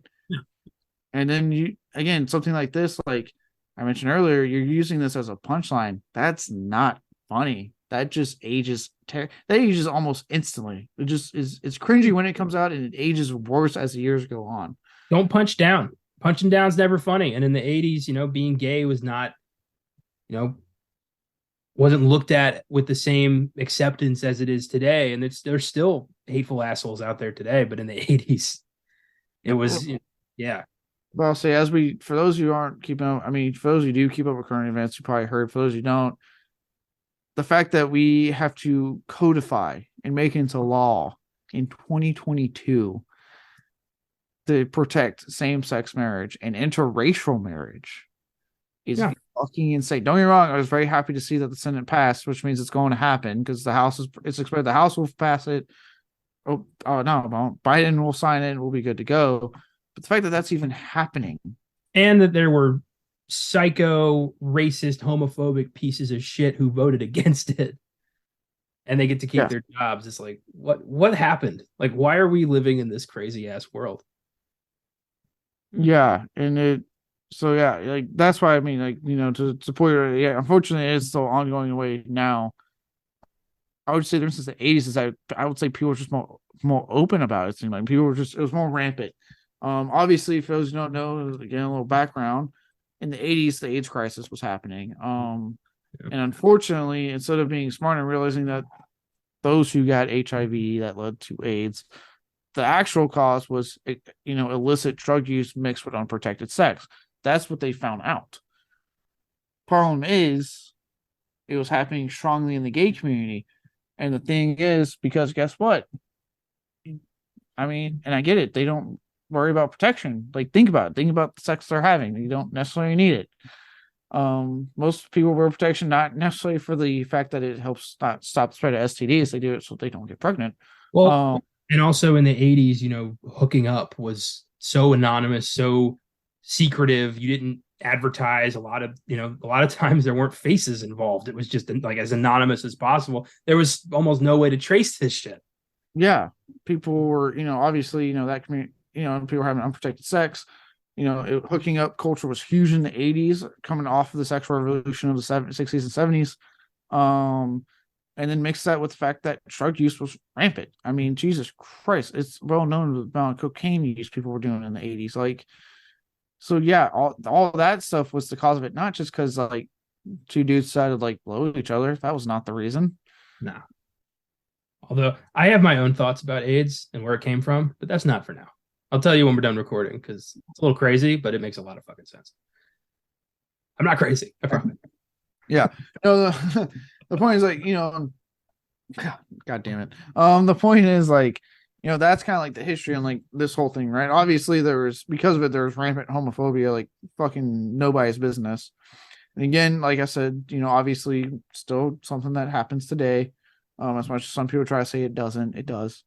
But obviously just much more rampant, much more open, I would say. And so the movies at the time unfortunately reflect that big time, as we see in a scene like this. And it just, it's just obviously I guarantee you when this came out, people were probably laughing their asses off, guarantee it. But man, watching it now, it is like immediately you just kind of cringe. It's just like, oh God. Yeah. Now we can never talk about it again.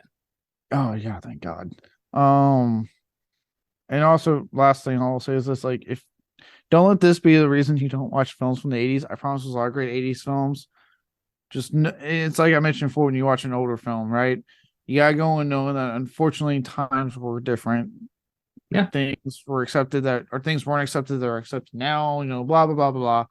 And because that there will always, not just 80s, but 70s, 60s, even 90s and 2000s films will have things that just don't age well because at the time it was okayed by a lot more people. And, obviously years going on, people have been called out, things have been righted in a lot of ways.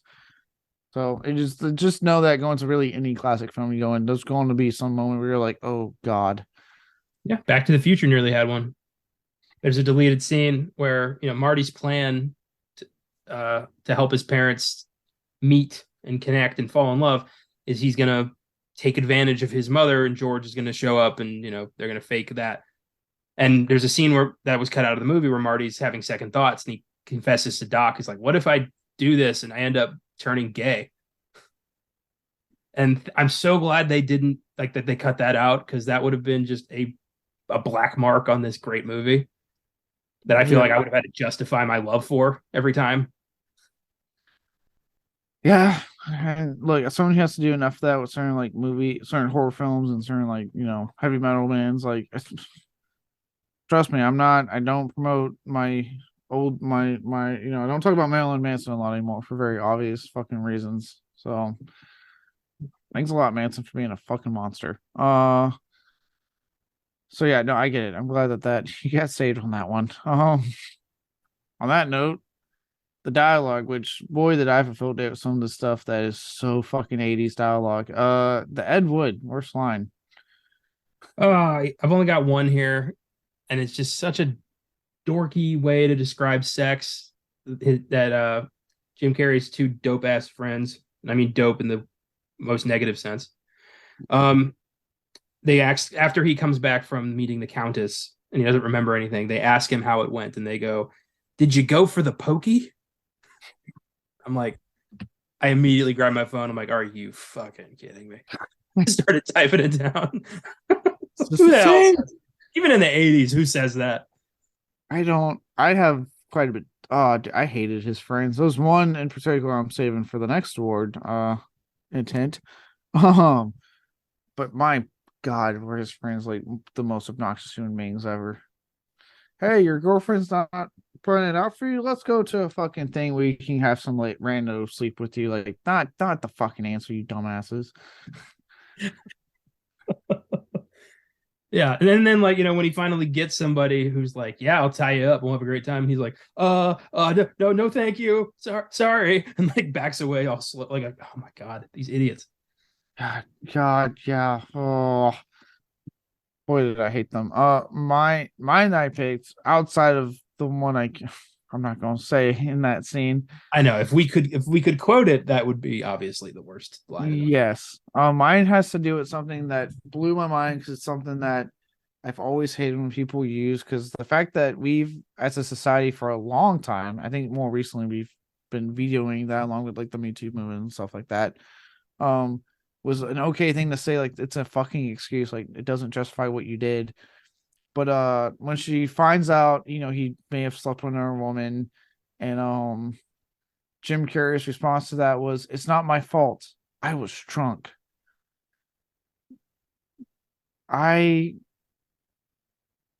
Look, guys, gentlemen, if you ever tell anyone, whether it's your significant other, a friend, family member, whoever it be, that it's not your fault because you were drunk, you're an asshole. You're a piece of shit. Go fuck yourself. Your drunk ass does not excuse any abhorrent behavior you did. Okay. And that's my PSA and why I put that line down. It's well, also like it's not like he stumbled into that situation. He went to LA looking to score, and as far as he knows, he did. Yeah, you did that part sober there, bud. It's hard to endear us to this guy, and I'll have more to say about that later. Yeah, as soon as I heard that line, because I had so much of it, and as soon as I was like, nope, that's it. Because I've always hated that fucking I was. No. You're drinking, because 9 times out of 10, whatever you were doing, you were probably doing before you were drinking, so you were sober while you were doing it, and then the drinking just took away the inhibition, dude. Like, that's all that happened. Okay. So I've always hated that excuse. And yeah, like, dude, like she found out you potentially cheated, and that's your fucking answer. That is your comeback. Oh, I was drunk. I'm sorry. Also, when she gives him the ring back, and he's like, "Well, what am I supposed to do with this?" Like, Jesus, man. Like, dude. Yeah. All right. Good call. Yeah. So yeah, just keep that in mind, guys. Like, if you're using that as an excuse, you're kind of an asshole, in my opinion. Just gonna say that right now. You're a dick. Um, because I've been drunk plenty of times, and I've never had to ever fucking use that as an excuse. I was an idiot. That reminds me of my favorite Craig Ferguson bit where he was talking about when Mel Gibson got pulled over and said a bunch of anti-Semitic remarks, and his excuse during his half-assed apology was like, I was so drunk. And Craig Ferguson's like, really? You can get that drunk? Like, I was an alcoholic for years. I never went Third Reich on anyone's ass. Yeah. That's what I say. When people use that excuse, I'm like, yeah, okay, I've been drunk. I haven't cheated on someone, said anti-Semitic shit, raped someone. I haven't done any of that shit. I've been drunk. I did goofy shit with my friends, and I passed out for the night. That's what I did. Last time I got buzzed, all I did was just continuously tell my cat how much I loved him. Because deep down, I'm not a monster. Yeah, so I've just always hated when people try to use that. It's usually in real life that stereotypically are worse human being anyway.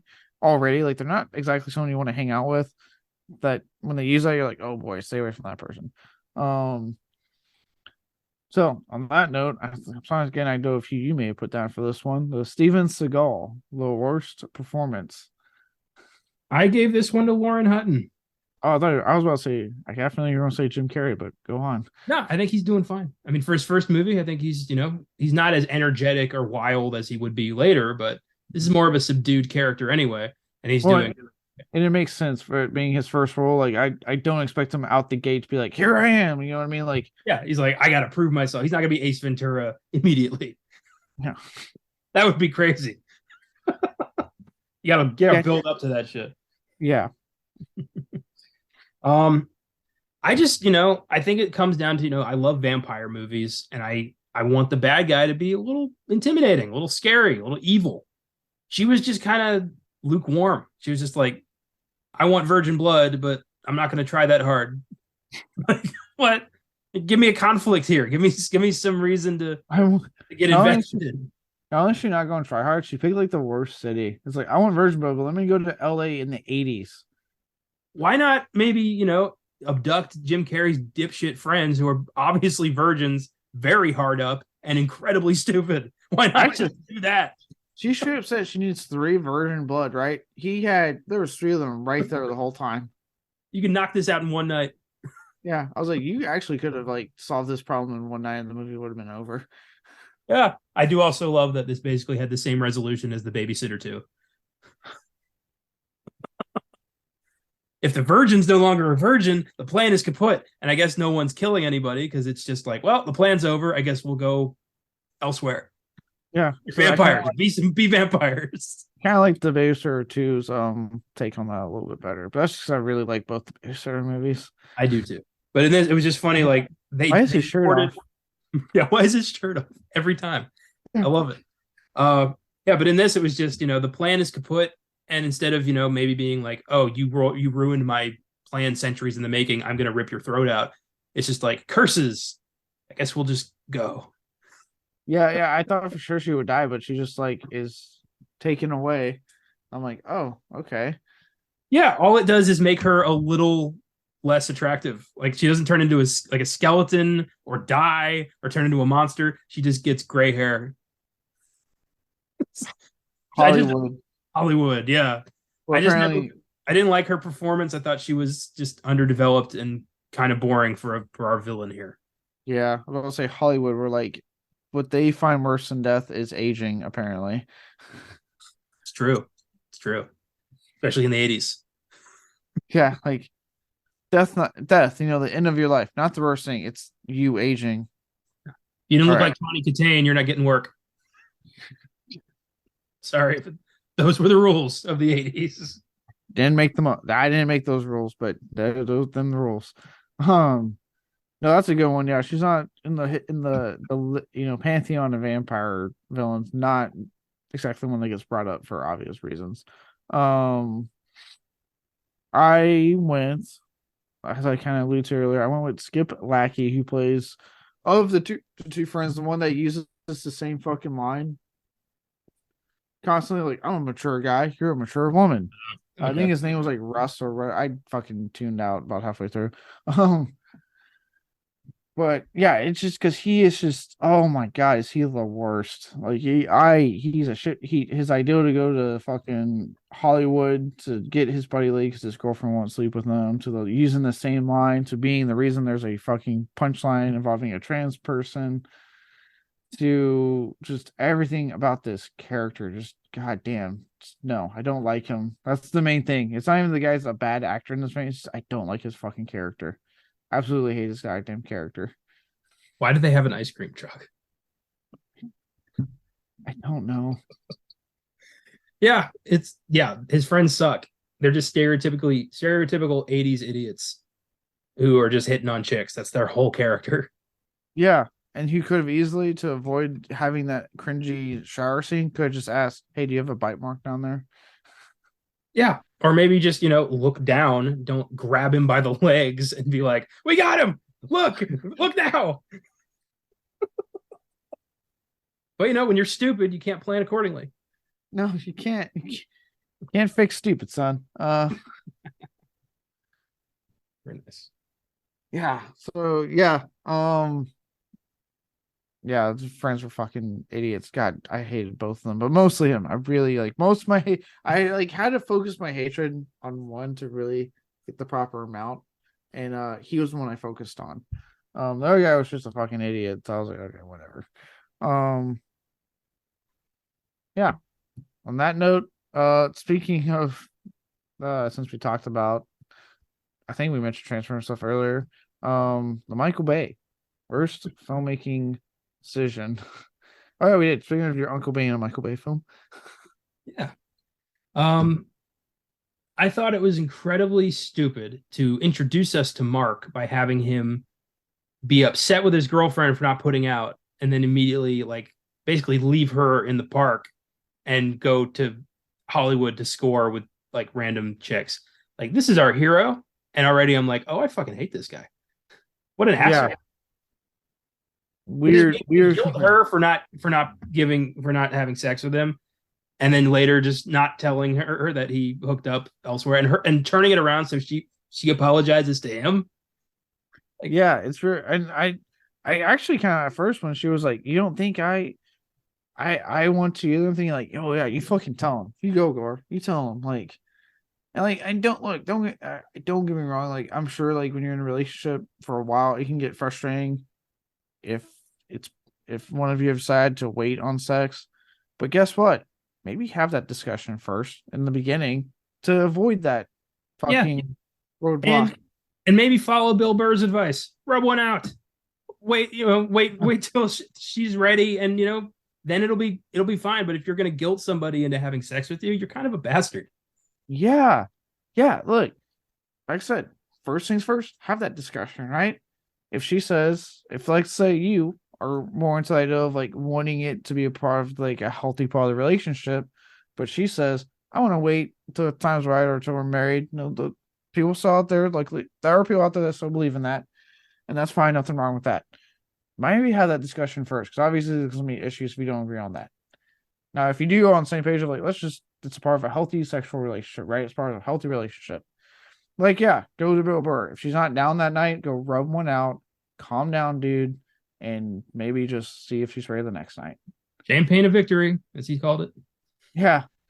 To me, it's just, if it's not what I think it was in Dexter, where Dexter was dating a woman who was a abuse victim and wasn't interested in sex, and he's a sociopath who doesn't care about physical affection, so it worked out.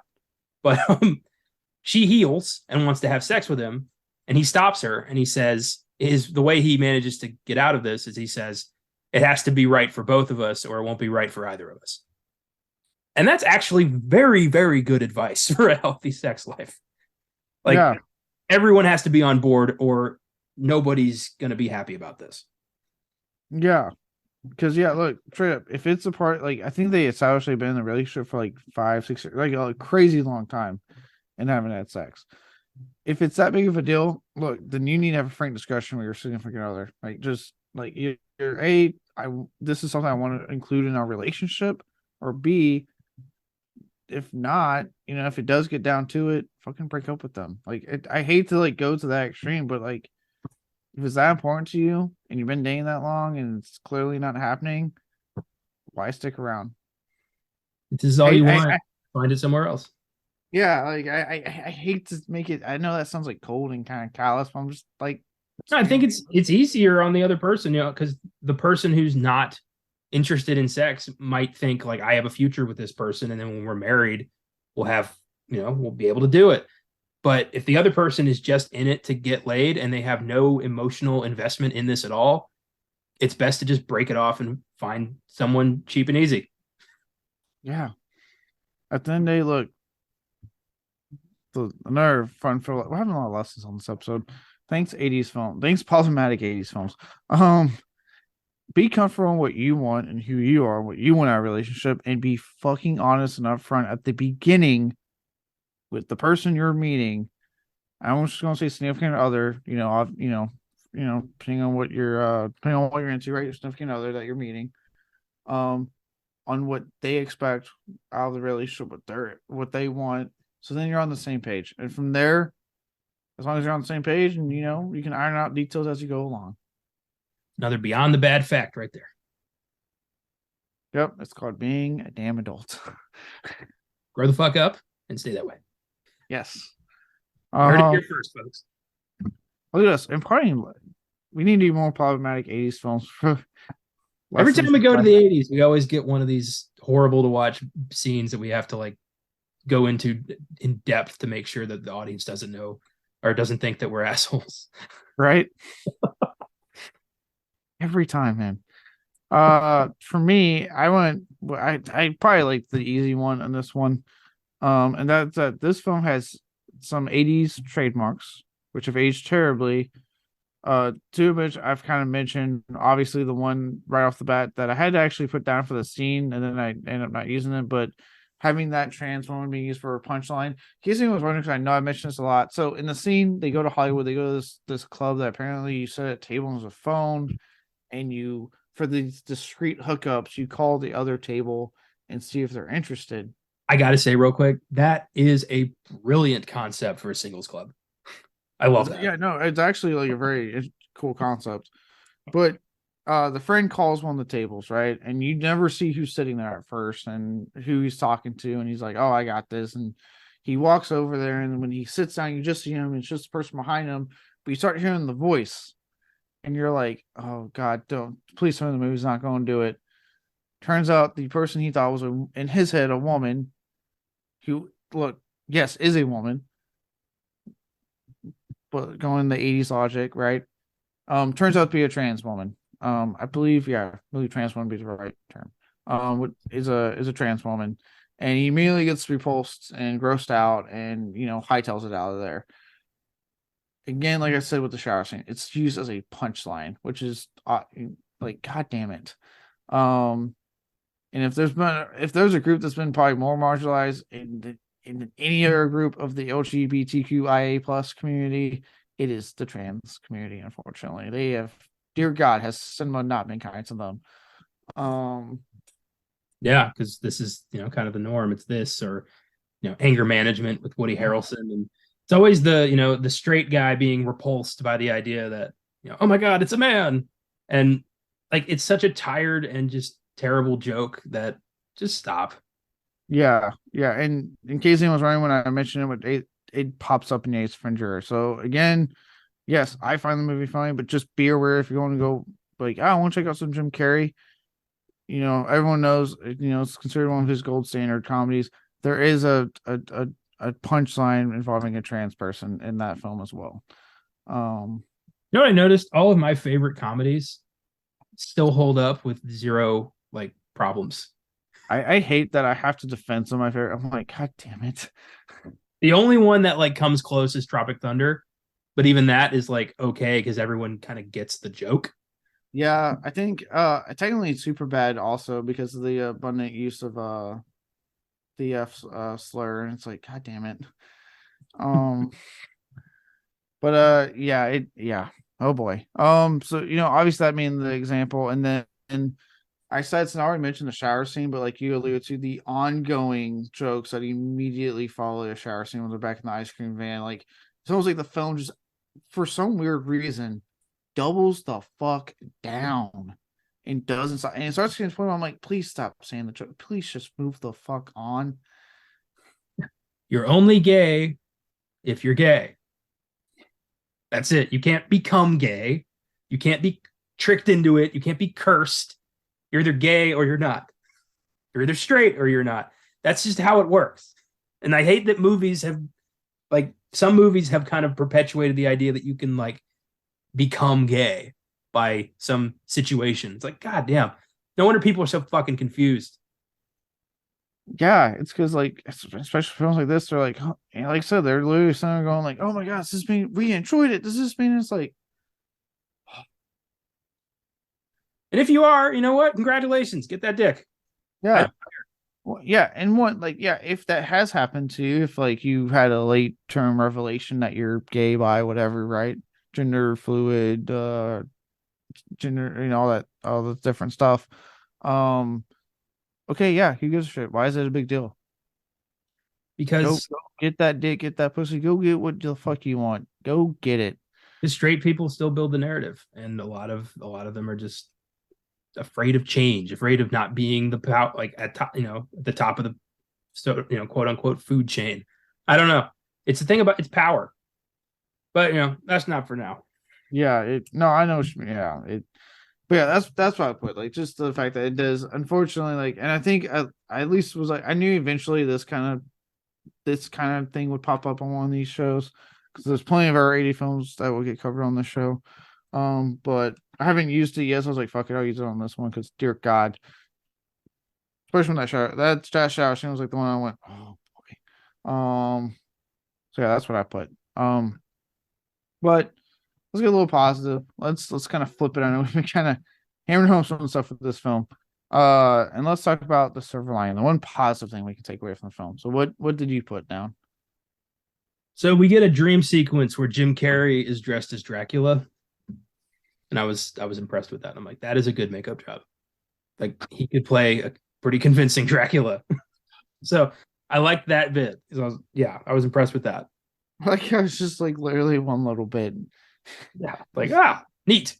And then we go back to the train wreck. Yeah. For me, I actually mine's a little bit too. It's just a small bit. I put the dance off sequence between the Countess and Jim Carrey, and the reason I put it is because it is kind of a fun little diversion. Like, the film kind of has some fun here, but you get a hint of the physical comedy that would become trademark for Carrey. Like, you see it here big time, from like you said, the light guitar to when he ends up on the ground and he pushes himself back up. Like, you get some of that physical stuff that he would do later on, moving forward. The soundtrack is so fucking on the nose in that scene. The song is like, just hands off, he's mine. Like, are you kidding me? Oh yeah, it's yeah. The soundtrack's so 80s, it's ridiculous. I think the Once Bitten song is in the movie like 3 times. I wish it was, the one thing I did like about the 80s, every single movie, regardless of genre, had its own theme song. And I wish we still had that. They went hard on theme songs in the 80s. They really did. It was beautiful. Oh, God. Yeah, that, what? That's our silver lining this week for the 80s is their soundtracks kicked ass. They went hard. The 80s is like that super fun uncle you loved hanging out with, and now you realize they believed in some horrific shit, and it comes out at Thanksgiving. That's the 80s. You got those memories, nothing's taking that away, but now you got to reevaluate some shit and maybe don't talk to him that much. It's like when you hear the stories of people's grandparents using like the N-word or something, they have to be like, no, we don't say that. What are you saying? Yeah, Jesus Christ. And it's so funny. So they are just generally like, wait, but we used to, like, no, we don't use that anymore, Grandma. It's not okay. Yeah.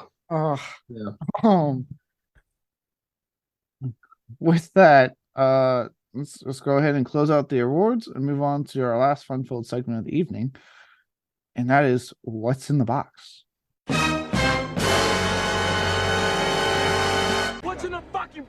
I don't know if you heard. I know you listened to our episode on Seven on Oscar Sunday, where I can't. This show has ruined Seven for me because I can't hear the phrase "What's in the box" without thinking of shitty Letterboxd reviews. So thank you for that. You're welcome. Hey, look, I've done two things apparently. I've brought questions into our various other shows. I'm waiting for Austin to adopt it for Oscar, so I'm just waiting for my influence to bleed into there. Um, and apparently I have now ruined Seven for you, and you know what? I'm cool with that. I figured you would be. Once Bitten, sitting at a 2.7 out of 5 on Letterboxd. So around the same zone we tend to grab from on this show. Yeah. I think our lowest is still, I think it's Green Lantern, which was like 1.6 or something. God. Yeah. Yeah. I'm hoping next year. I've done the first half, but there's some stuff I'm keeping in mind that I'm hoping to finally break and get as low as we can on that letterbox. Now it's becoming a personal thing. Like, how low can I get on letterbox? I don't know what the lowest reviewed. I know what the highest reviewed film I think is Everything Everywhere All at Once, which has like a 4.8 out of 5 or something. I gotta find the lowest film. I don't know what it is, but I'm gonna find it. I definitely contributed to Everything Ever All at Once. I think I gave that thing like a 4.5 or 5 on my fucking letterbox. I fucking love awesome. that movie. That was awesome. Well, here are 5 reviews of Once Bitten that I hope will make you laugh. This first one's from AI. I know he was turning into a vampire, but Mark based his whole personality off a bitch he fucked for a week, and if that doesn't say anything about teenagers, then I don't know what does. Ooh, Attack of the Youth culture there. That was 3 stars and a heart. Doesn't really add up to that, does it? I hate when people give it like a 1 star and then a heart. I'm like, that what? Or like it's 3 paragraphs of this movie can burn in hell, and that's like 4 stars. Like mixed messages, people. Jesus. This next one's from This is why dating in the 21st century with the dating app sucks. Go on. This is from Jane Likes Movies. I'm noticing now that it says down here like liked by, and it gives you a list of people who liked your review. Liked by Jane Likes Movies. So we got a narcissist here. God damn it. This movie has everything. Vampire MILF titties, twink Jim Carrey, a dance-off that has no right being as good as it is, a gay vampire chauffeur, and a theme song that bops. Also, it ends with them fucking in a casket. 3 stars and a heart. I'm glad that you were able to find something that fulfills your very specific criteria for a good movie. I know. And I also love how highly he talked about it and then it was like 3 stars. I'm like, that's not like a 4 or 5 star review you just gave it, dude. Yeah, odd. This next one's from Degoro Pagano. Jim Carrey not being weird is actually quite weird. 2 stars. I will say, because it's a comedy, I will warn anyone that is somehow so interested in this film. Don't expect the Jim Carrey you know in comedies. This is his first film. It's a very subdued Jim Carrey. Like it does take a minute for you to be like, oh shit, this is not Dumb and Dumber, like, liar liar Jim Carrey I'm getting. Very true. Keep that in mind. The next one's from Mike Rapano. Mike Rapano. Jim Carrey gets bitten by a vampire and turns into Jim Carrey. 2.5 stars. Yeah. He doesn't really transform. And this last one was my favorite. This is from Matthew. This movie feels like Fright Night's homophobic older brother. 2.5 stars. Oh, yeah. Fright Night is this, but so much better. Yeah, and off the top of my head, nothing problematic about that film, and it also came out in the 80s. 85, same year as this. 85 was the year of the oddball vampire horror comedy. Well, so the lesson here on this one is that you can make a non-problematic film from the past if you just avoid certain things. You just have some heart, some goddamn soul, good screenwriting talent. It's actually not hard. You just gotta give a shit. Yeah, and then don't blow your entire earnings on whatever you blow it on, and you're working at a video store instead. Mm-hmm. Love Fright Night. I love Fright Night. Oh, Fright Night's great. That's a good vampire movie. That's the best vampire movie. My favorite vampire movie. That's a good one. That's a real good one. Um, that was good. Was that the last one? That's on the That was box. the last one. That's what's in the box. I like that. That was a good one. And Fright Night's homophobic. Oh, that was good. That was good. I like that. Well, that is our show. So let's go ahead and wrap up and review what happens on our next week and the rest of our shows. Before I do that, again, let's wrap it up with our social media stuff. So you can follow us on Facebook, Twitter, and Instagram at FilmGazm Productions. If you want to shoot us a recommendation, feel free to email us at filmguys@gmail.com. I have ran out the first half of 2023, but it is still open to have things change. So if you have anything that I can do instead, I am open to that. If you'd like to donate and support us in that way, you can find us on Anchor. And finally, feel free to get on our site, filmgasm.com, for reviews, shows, articles, and all of our episodes. With that, as I alluded to earlier, because this one, again, looks like we're safe on where it's located. We should be fine to watch it.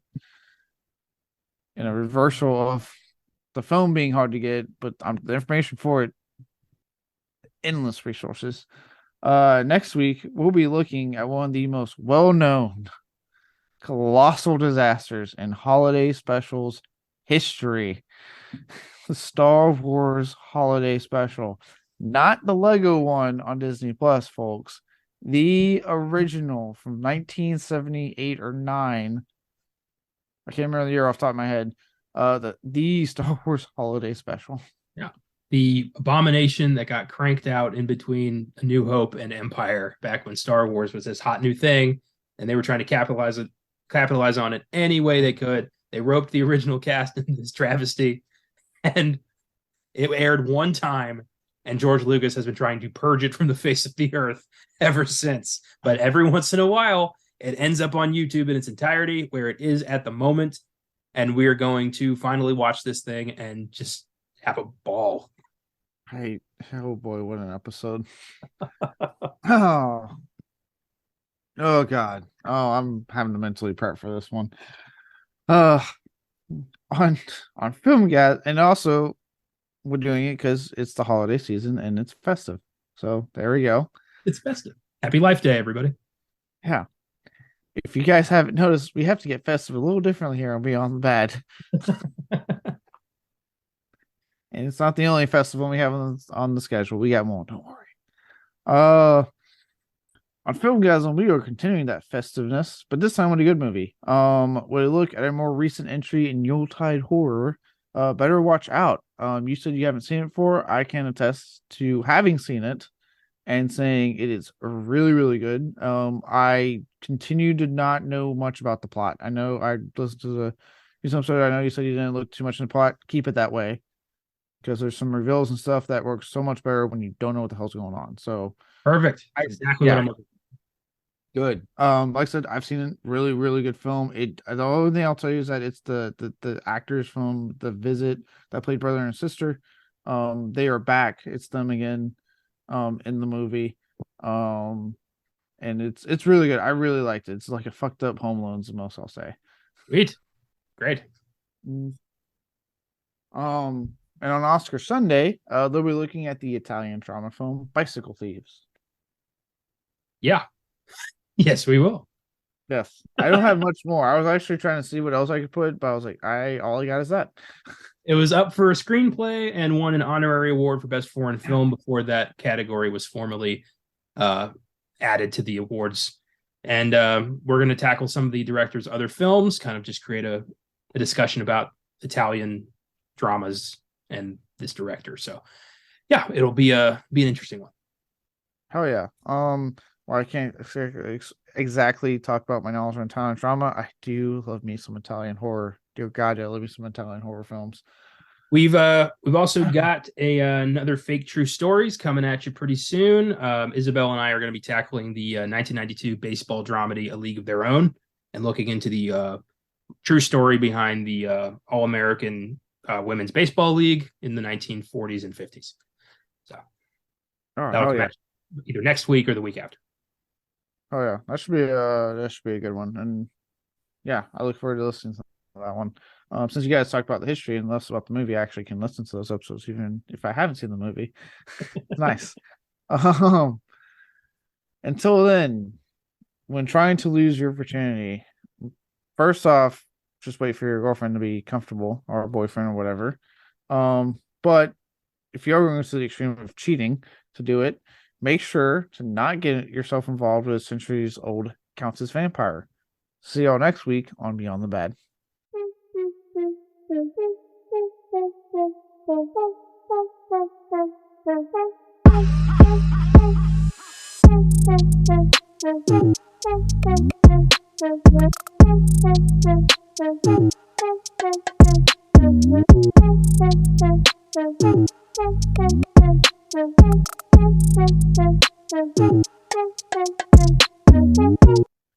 A virgin. God damn it.